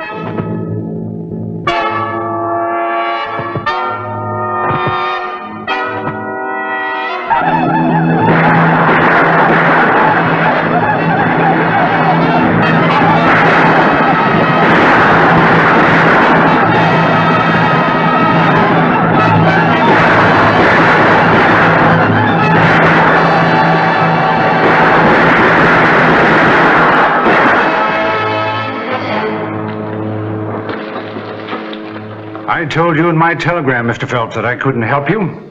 You've just wasted your time coming out here to see me in person. I never waste my time, Major Lewis, and I never accept a man's refusal without good and sufficient reason. I gave you my reasons. Which I refuse to accept. This railroad is for the good of the whole country. And it seems to me that the government should be very happy to cooperate in its building. The government is, but unfortunately the Indians aren't. I haven't enough troops in this garrison to patrol your right-of-way and protect your construction work. If you'd run the line south of here like I suggested, Mr. Phelps, you wouldn't have any trouble with the Indians. No, but I'd add 200 miles of the cost. I'm not giving up on this problem yet. There's a way to solve it somehow. There might be at that. Make your own treaty with Black Hawk, their chief. Treaty? Yes. If you could convince him that all you wanted to do was to cross their territory, well, he might, An excellent suggestion, Major. I told you there was a solution. Get Black Hawk here at once. Tell him I want to talk with him. It isn't that easy. Black Hawk and I are not exactly on speaking terms. In fact, we've been playing hide and seek for several months. There's only one man I know who could bring you and Black Hawk together. Andy Prentice? Who's he? He's a mining engineer. Has some claims scattered around the country. Seems to be on pretty good terms with the Indians. Let him come and go as he pleases. Where can I find him? Well, if Andy's in town, you can usually find him in the back room of Townsend's tonsorial parlor. Oh, I washed my socks in the pickus and rinsed them in the Cimarron. You know, Dobie, there's nothing like a hot bath to make a man feel like he hasn't got a care in the world.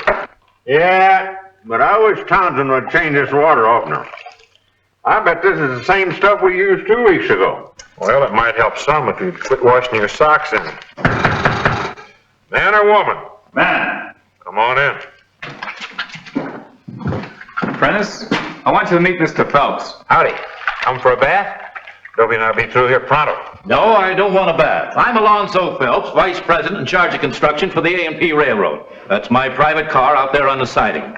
Yeah, you sound like a pretty big man. I am, and I'm also a man of action. I don't believe in sitting behind a desk and pushing buttons when there's a job to be done. Get out and do it. That's my motto.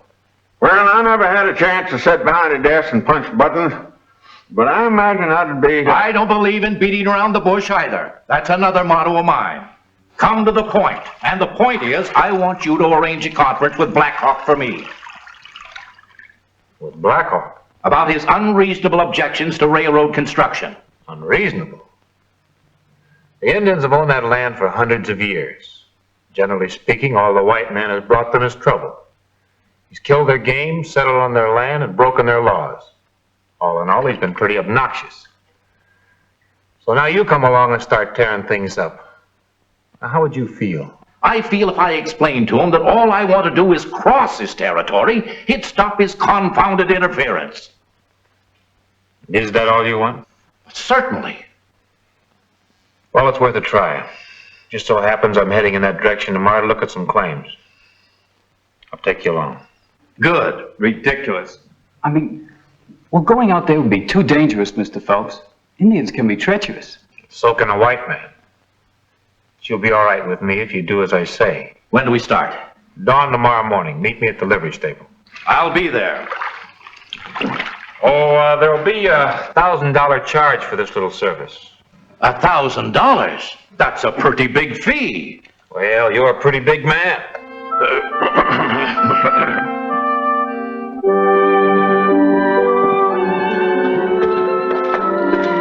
Well, we're all ready. Had the things brought here to speed up the operation. You planning on taking all of this? Wall tents, camp cots, folding chairs, fancy groceries. Looks like we're going on a safari. Safari's what? You got enough stuff here for a half a dozen people, Mr. Phelps. That's how many there'll be. What? My wife and daughter are going along. Well, here we are. Oh, are these the two natives who are going to guide us? I'm Mrs. Phelps. This is my daughter, Evelyn. Isn't it thrilling? I've always wanted to get close to nature. I'm a great disciple of Rousseau. Or is it Thoreau? I never could keep those two straight. What's your name? Rousseau. Thornton, Dobie, ma'am. Dobie? That's an odd name. Well, you see, it's a nickname. I'm sorry to throw cold water on your fun, Mrs. Phelps, but I'm afraid you ladies can't go along. Why not? This is a business trip and not a pleasure tour. Women only get in the way. That's exactly what I said, Prentice. Besides, there's a certain amount of danger. If anything happened to you, Miss Evelyn, I'd never forgive myself. There's no more danger to me than to Father. And where Father goes, I go, Mr. Prentice. Well, not this time. Yes, this time, too.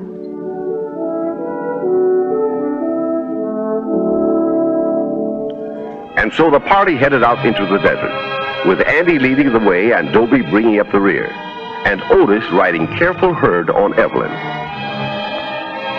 All day, Andy pushed steadily onward, with the country growing more forbidding with every mile.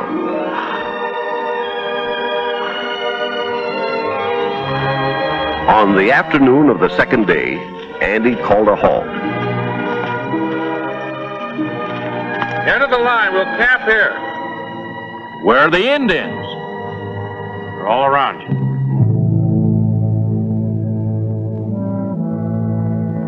I don't see any. Oh, they see you. They've been following us and watching us since early this morning. Gracious. Dobie! Drop it here. We'll make camp. Want to send word to Black Hawk that we want a powwow.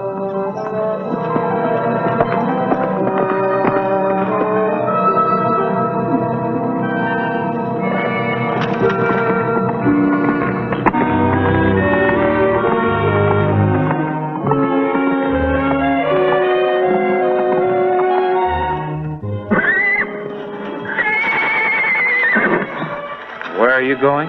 With you. I want to see how you send messages to Indians. I appreciate your curiosity. This is no time to satisfy. Now you go back with the others. Don't order me around, Mr. Prentice. I go where I please. Yes, ma'am.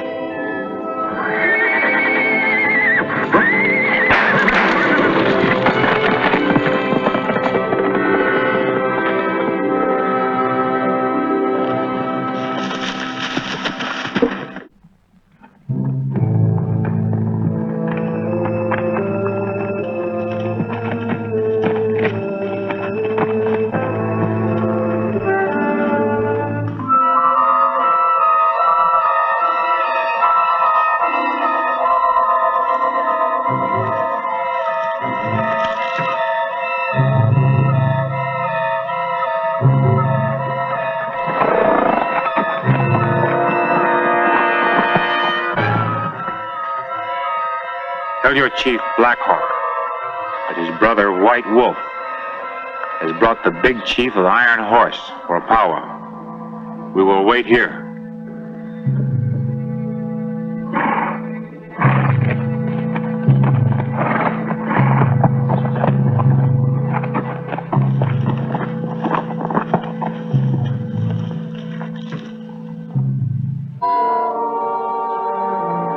You think you can put it over for Mr. Phelps? Oh, I think so. I'll give you $5,000 if you don't. If I don't? I want that railroad to go the southern route. Didn't know you owned property down that way. I don't. But some friends of mine do. Oh. Is it a deal? I only work for one man at a time, Otis. And I got a job. The Indian wasted no time getting Andy's message to Black Hawk, and the chief wasted no time in acting on it.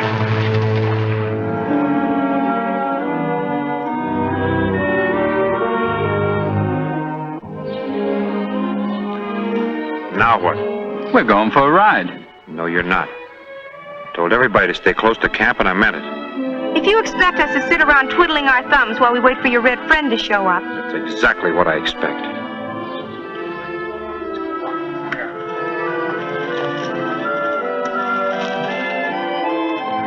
High and mighty, Mr. Prentice. I'll punch him in the nose.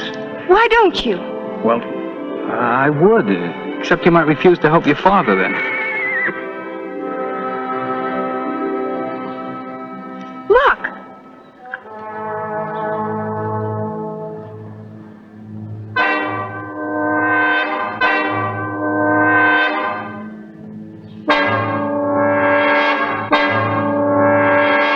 They're all around us.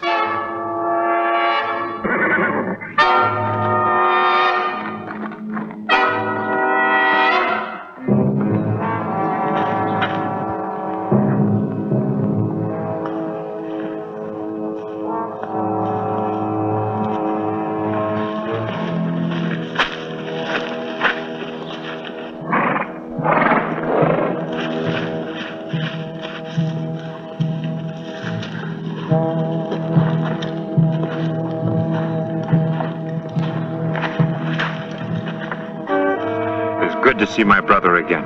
Yes, it is good. I feel just like Christopher Columbus. How?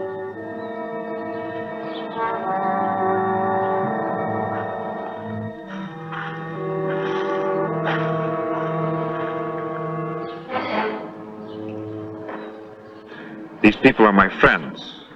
They have traveled far. many sons. Many sleeps. This man is the big chief of the Iron Horse. Yes, Big Chief, Iron Horse. Black Hawk is enemy to Iron Horse. Oh, you mean you get car sick? So do I. But if you'll take a teaspoonful of... I'll do the talking. I understand my brother's feelings, but I speak with straight tongue when I tell you the Iron Horse will not harm your people. The White Chief only wishes to cross your country as the canoe crosses the river. It is hard, White Wolf, for Black Hawk to hold his anger at talk of Iron Horse. It is well these people are friends to White Wolf. I will call a council. Tell my people what my brother has said. Tell them also, the White Chief will give 100 horses loaded with trade goods, if they agree. 50 horses. 100 horses. I have spoken. And I will give you this. No. I will if I please. Here.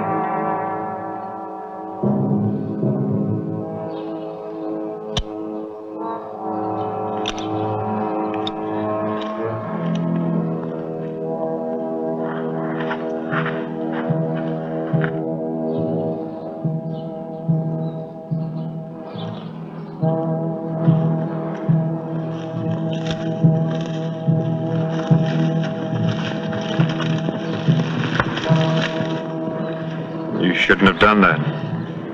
I'm getting a little tired of you telling me what I should and shouldn't do, Mr. Prentice. But you don't understand. When a squaw gives an Indian brave a gift... For your information, I do not happen to be a squaw.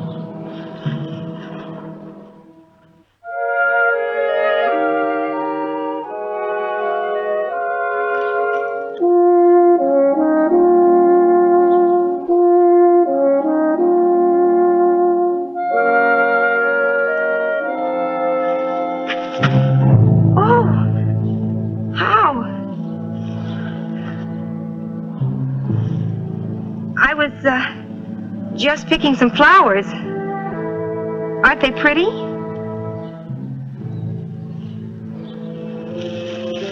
Well, you're welcome.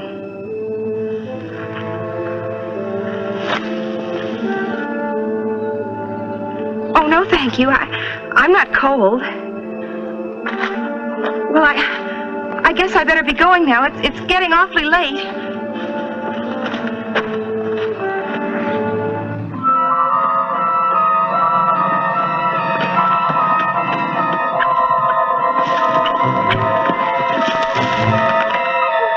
Goodness. What's the matter? He was following me. Who? That awful Indian, Black Hawk. Why, he's gone. He must have seen you coming. Thought I told you to stay close to camp. Now, what are you doing out here alone? I was just taking a walk and picking some wildflowers, and then all of a sudden, there he was. I showed them to him, and he took them. Took them? Yes. And then he tried to put his blanket around me. Little idiot, you're going to get us in a mess yet. I didn't do anything. Except smile at him, make up to him like you do every man you meet. Why, Mr. Prentice, I believe you're jealous. Don't flatter yourself. You're not going to add my scalp to your collection. Now get on my horse. I'll walk.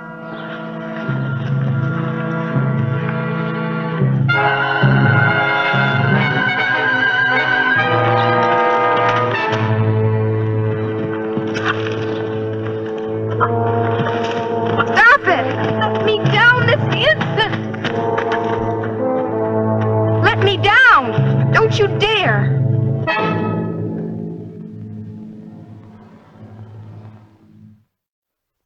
Thinking Evelyn would behave herself after her scare, and that her refusal to accept Black Hawk's blanket would discourage the chief's interest in her, Andy left Dobie in charge of the camp and set out to inspect some of his mining property, planning to return the next day. That night,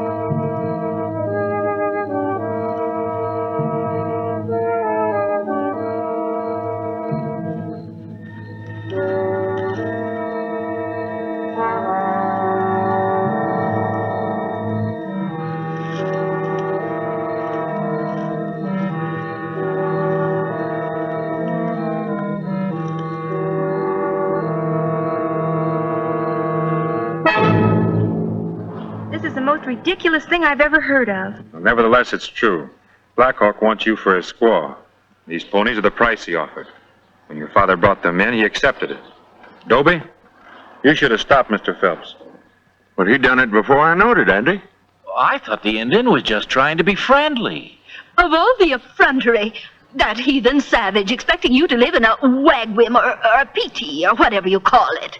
If this is your idea of a joke, Prentice, it's a pretty bad one. I was never more serious in my life.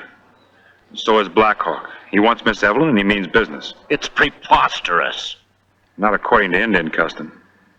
He took a shine to Miss Evelyn. She gave every indication that she liked him. Now you've given your consent. It's as simple as that. I know. We'll put the ponies back where Father found them. It's too late. He's been watching, you can be sure of it. Then we'll gather up our things and flee from here with the speed of the wind. We could never outrun him, but only make matters worse. He wants your daughter. Stop saying that.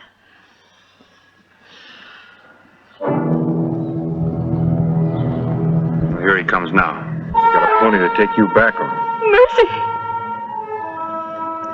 What'll I do? I know. Tell him that you're already married and have a husband. If this has all been a mistake, you didn't understand. By Jove, that's the answer. I knew you were a smart young man.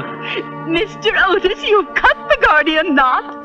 Do you think he'll believe it? I'll give you my wedding ring to wear as proof. And I will be very happy to serve as your husband pro tem, with the hope that when this is all over, I can make the temporary part of it permanent. May I? Yes.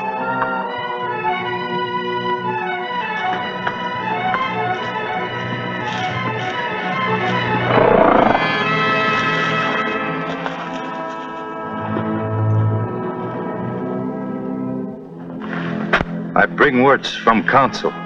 When Big Chief of Iron Horse gives 100 horses and trade goods, Iron Horse can cross Indian country as canoe crosses river. Thank you. Thank you very much. Now Black Hawk take White Squaw back with him. Hear me speak. I'll tell him. White Squaw did not understand ways of Indians. She gave presents to Black Hawk only as a friend. She already has a husband. What Black Hawk wants, he takes. Wait. I asked Black Hawk to obey the white man's law, as I obey the Indian's law. White man's law says squaw can only have one husband. Black Hawk hears his brother's words and will not break white man's law. Black Hawk will fight husband of squaw to death. And she have only one husband, Black Hawk.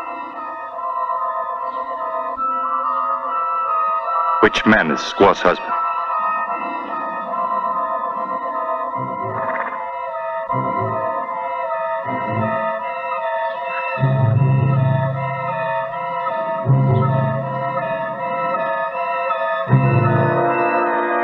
I am.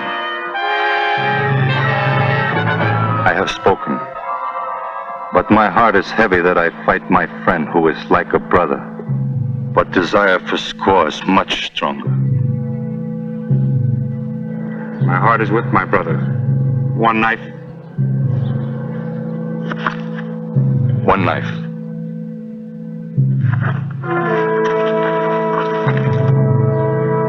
No, Andy, no, I won't let you. Tell him the truth. Be quiet. This is your only way out. You coward.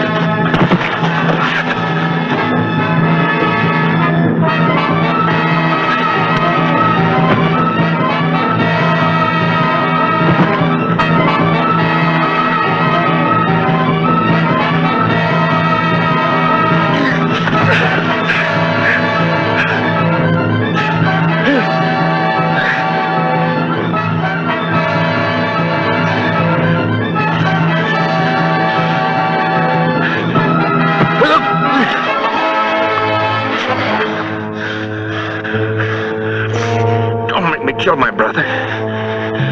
It is no dishonor to lose to White Wolf.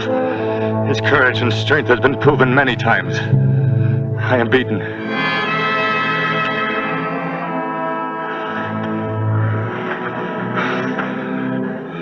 I have given my word about Iron Horse, and will keep it.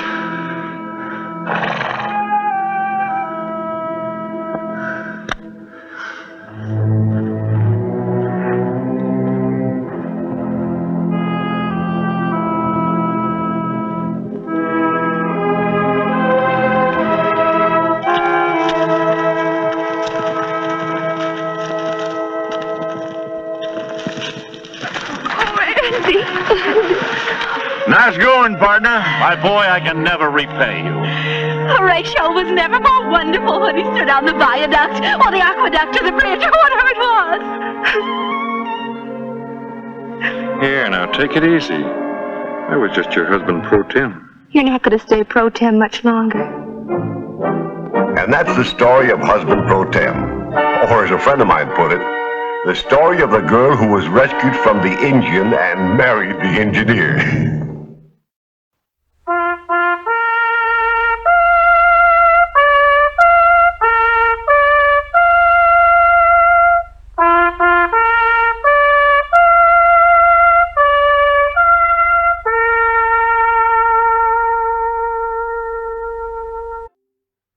In the autumn of 1818, the peaceful coast of California was suddenly thrown into a state of terror. Hippolyte de Bouchard, the dreaded French pirate, sailed into the harbor of Monterey, looted and burned the town, and then proceeded south along the coast for his next attack.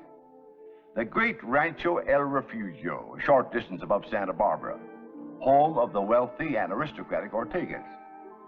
Sentinels have already sighted a black frigate approaching the shore as we start our story of Yankee Pirate.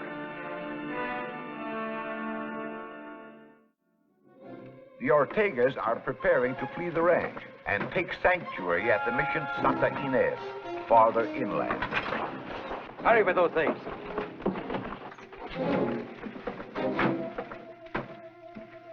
Hurry quickly. Here. The carriage, quickly. Be careful now. Set that down in the center. Hurry. Senor! Deja drop anchor. We must leave now. Leave everything else. Where's Guadalupe coming? Lupe! Lupe, hurry!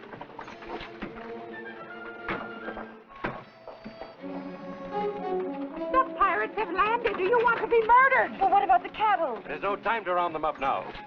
Poor creatures. At least Bouchard won't find any horses here to give us chase. Get in the carriage. Come on, Lupe. Follow the Camino Real through the pass, and then on to the mission. Let's go.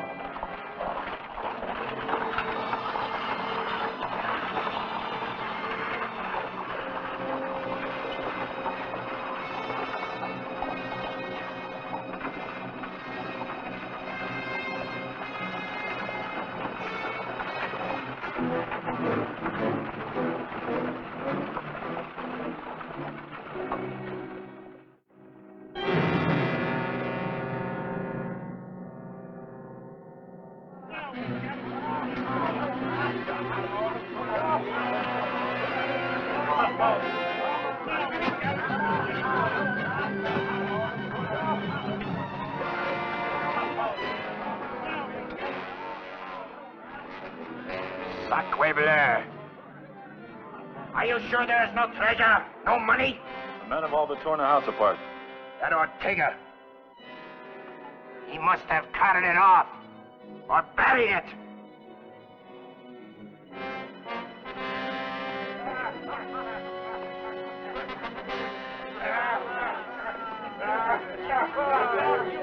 You Bill's rat, what you think this is, fiesta? Give that stuff to me! Get aboard ship! Step alive before I string the lot of you up by your thumbs! Come on, look alive!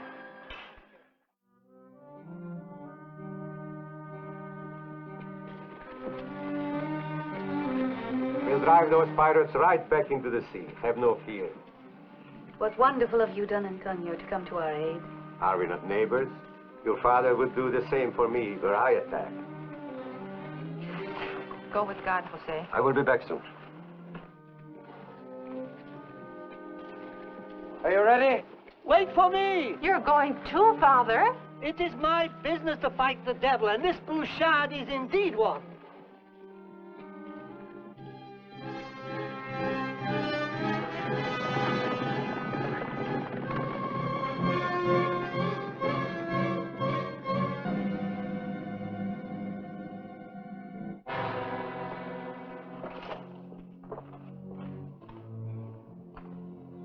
The house is empty.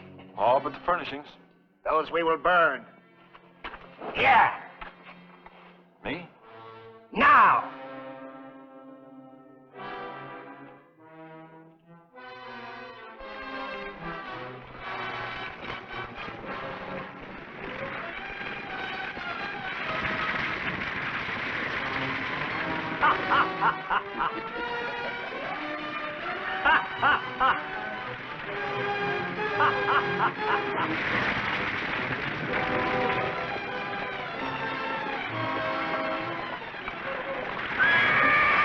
They're set fire to the house. Spaniards.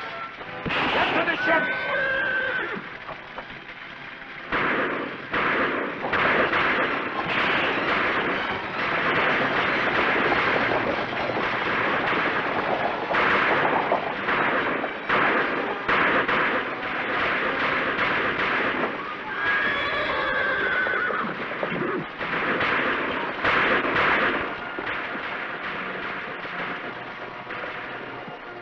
That's one of them!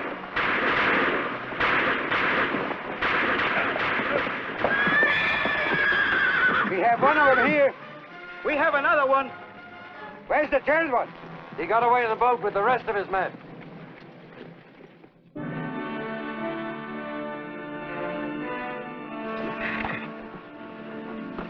Pirates have been driven off. Thank the saints. 2 of them we made prisoners before they could reach the boats. Then it's safe to go home? Yes, it's quite safe. However, I must prepare you. They did great damage. I escort you there.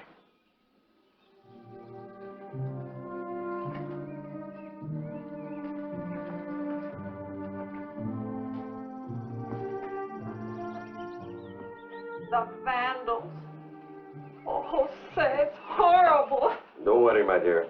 That black-bearded devil didn't get a hold of our money. The house can be restored and refurnished. What about the cattle? They killed some, but the vineyards and the orchards were spared. Thanks to you, Don Antonio.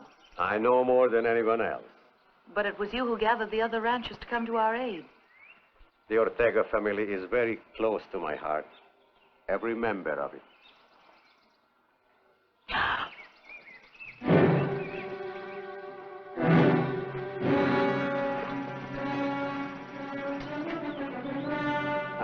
Do not be frightened. He's died.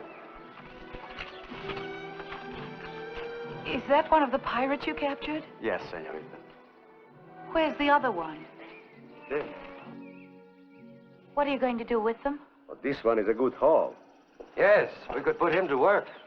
Spare his life?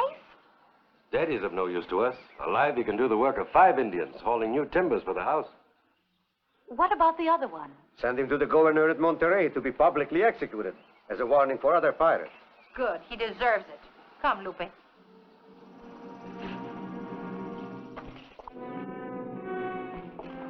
Pablo. Yes, senor.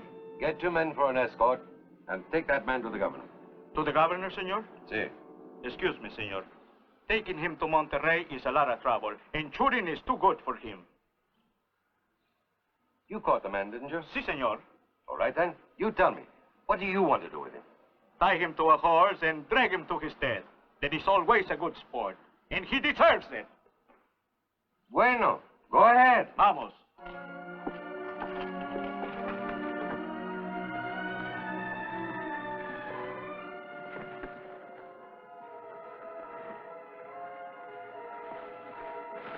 Not a word out of him. Not even a whimper. You do not think he could be Bouchard himself? Bouchard is black-bearded. I suspect this fellow is an Americano. I want to make sure you finish the race.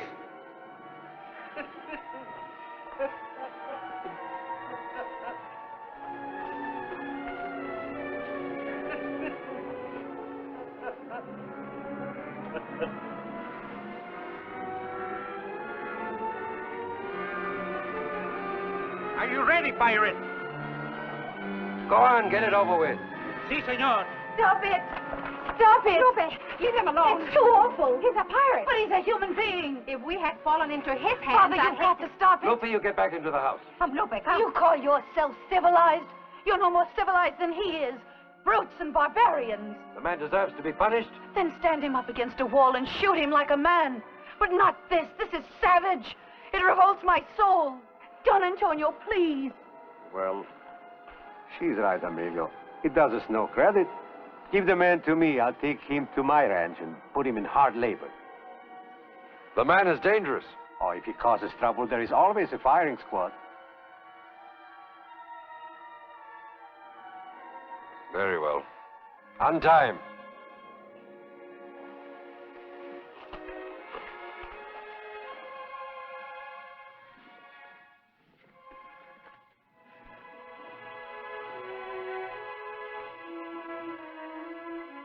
I should bow, but I'm in kind of an awkward position.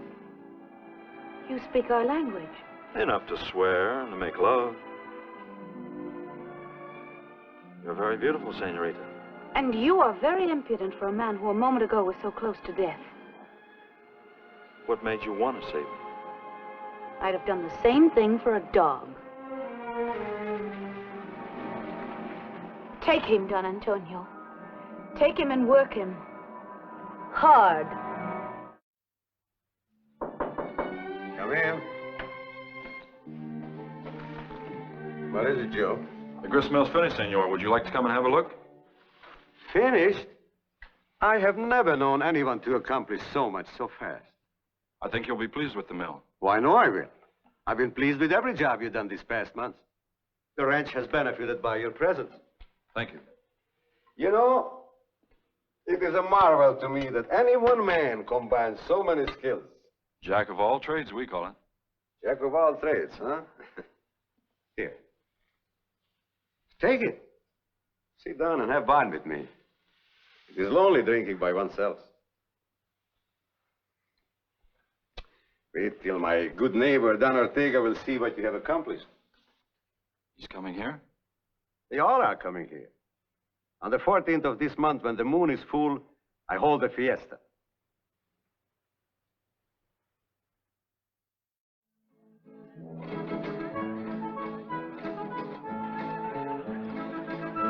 Done, senora? Oh, what a heavenly night. Wine, senora? Wine, Lupe? Yes, thank you.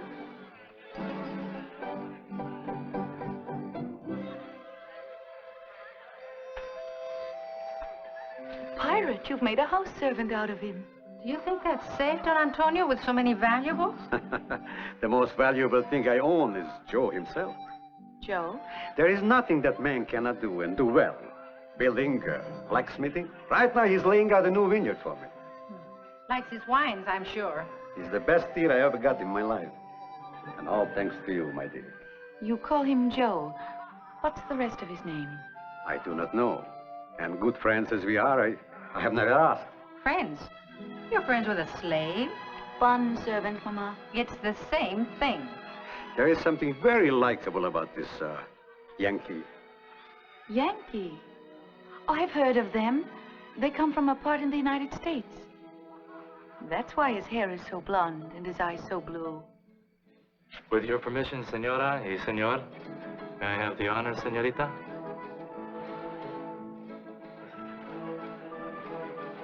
She grows more beautiful every day. It is high time she took a husband.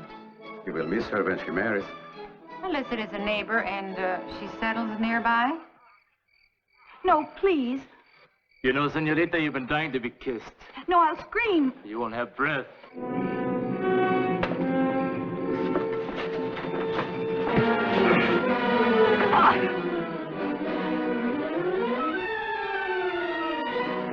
You swine!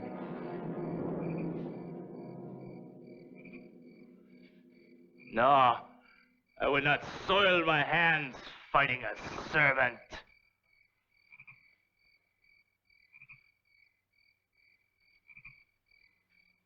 He didn't hurt you, did he? No. It was none of my business interfering. Then why did you, Joe? I'd do the same for a dog.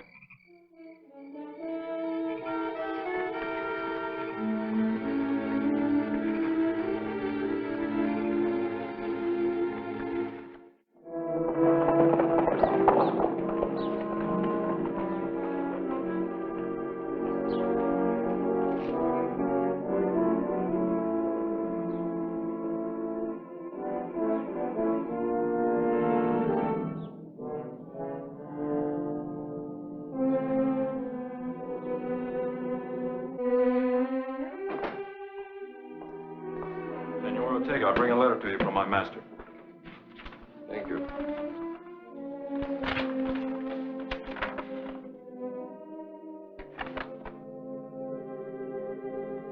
Well, What is it, Jose? this concerns you, Lupe. Don Antonio is asking for your hand. In marriage? How else? What an honor. I had no idea. Nor I. It comes as a complete surprise to me. A very happy one. Mama, His family is almost as distinguished as the Ortegas. His acres will join ours. but Papa, It would cement our friendship forever. You are a very lucky girl, Guadalupe. you talk as though it were already settled. There can be only one answer. To be quite vulgar, dear, Don Antonio Lugo is the biggest catch in California. Well, I'm willing that he pay his respects. Willing? Huh. Listen to her. That doesn't mean I'll accept him. There is no need to be coy, Lupe. On the other hand, an Ortega does not throw herself on a suitor. I will write a reply. Tell him he has our permission to court our daughter. You may wait outside.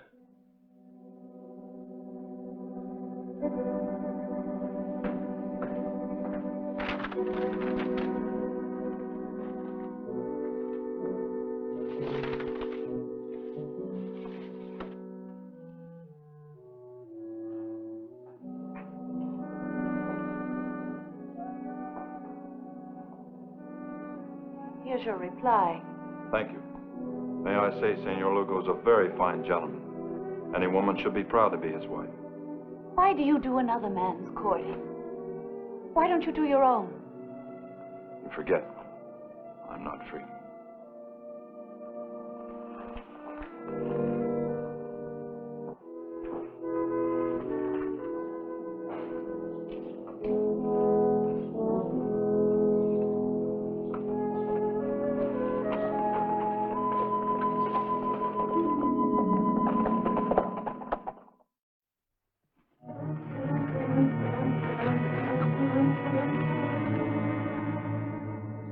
Your parents say yes. They were pleased. And she? What did she say? She was, surprised and flattered, of course. Yes, but what did she say? Well, they didn't give her much, chance. You're holding something from me, Joe. Come on, out with it. As I took my leave, she asked me why I did another man's courting, not my own. No. For Dios, she never said that. You lie. You're lying. Oh, she was just taunting you. Oh, yes, that's it. She was taunting you. She's quite mischievous, that Guadalupe. Huh? That probably was it. You swear you never gave her cause or approach her in any way? Never.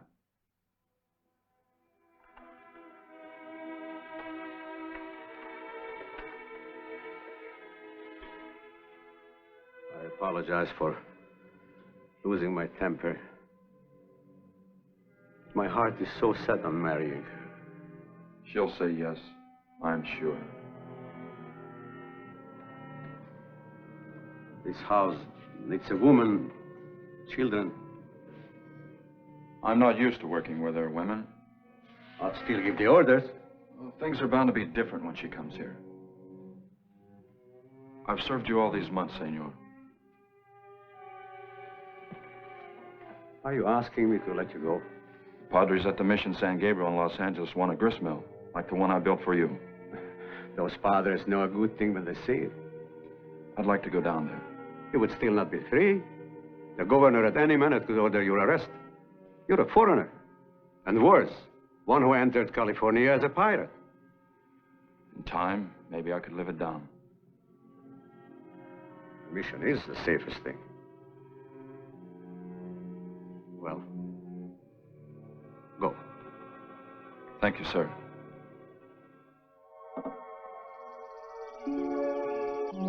Hello, Father. Hello, Joseph. Beautiful. Exquisite, my son.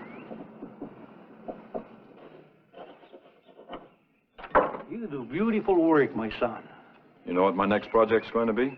I'm going to build a boat. A boat? That you good fathers can use in hunting sea otter. The pelts are valuable. For you, my son, nothing is impossible, is it? Some things, best things in life. If you're thinking of the church, you have only to say the word. We have grown to love you and admire you. It would make us very happy to baptize you in the Catholic faith. You know something? It would make me happy, too. I've tried to be patient, Lupe. Not to press you for an answer, but time is slipping by and, well, I'm growing no younger.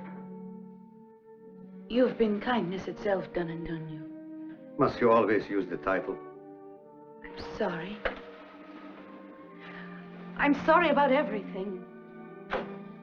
Lupe. I appreciate the honor you've shown me. And believe me, I hold only the highest regard for you. But I just cannot find it within my heart to marry you. You love someone else? I shall never marry. Do not say that. It's the way that I feel. Well, I hope for some other man's sake you will change your mind. You are a true caballero, Antonio.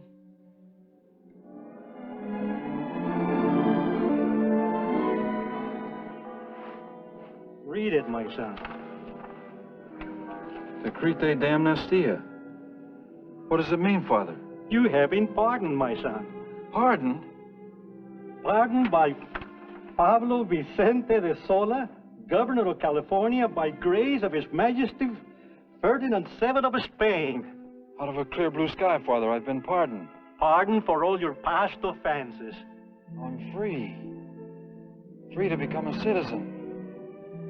Free to ask a woman to marry me.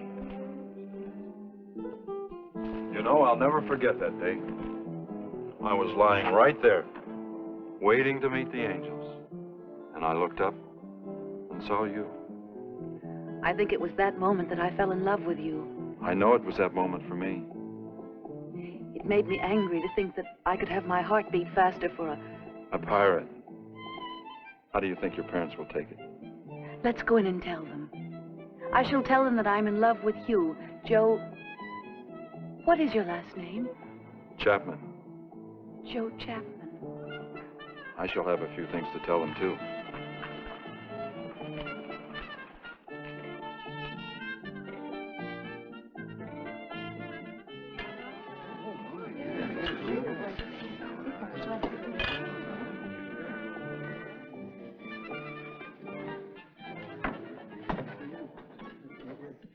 Friends, you have been invited here to celebrate the betrothal of our daughter Guadalupe to the young Americano Joseph Chapman. Senor Chapman is from Boston in Massachusetts, A very cultured city. where he formerly engaged in shipbuilding. One day, on the waterfront, he was, what was that word? Shanghai. Seized and carried out to sea against his will. And when he reached the Sandwich Islands in the Pacific, he, Jumped ship. These Yankee terms. Please, from here on, you tell them. I was desperate to get back home, escape from the islands before they caught me again. So I grabbed the first chance that came along. Hippolyte de Bouchard was in Honolulu preparing to sail against the coast of California. Why, I don't know.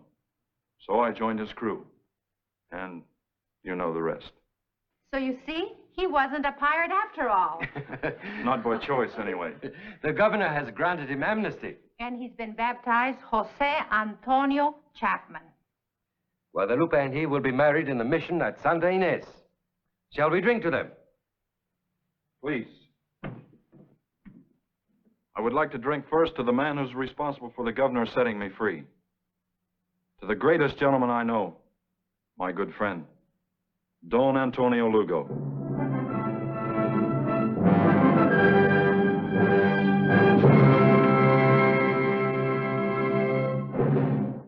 And so, in November of 1822, they were married in the mission of Santa Ynez. Guadalupe de Ortega and Joseph Chapman, the Yankee pirate, who became one of California's most useful and beloved citizens.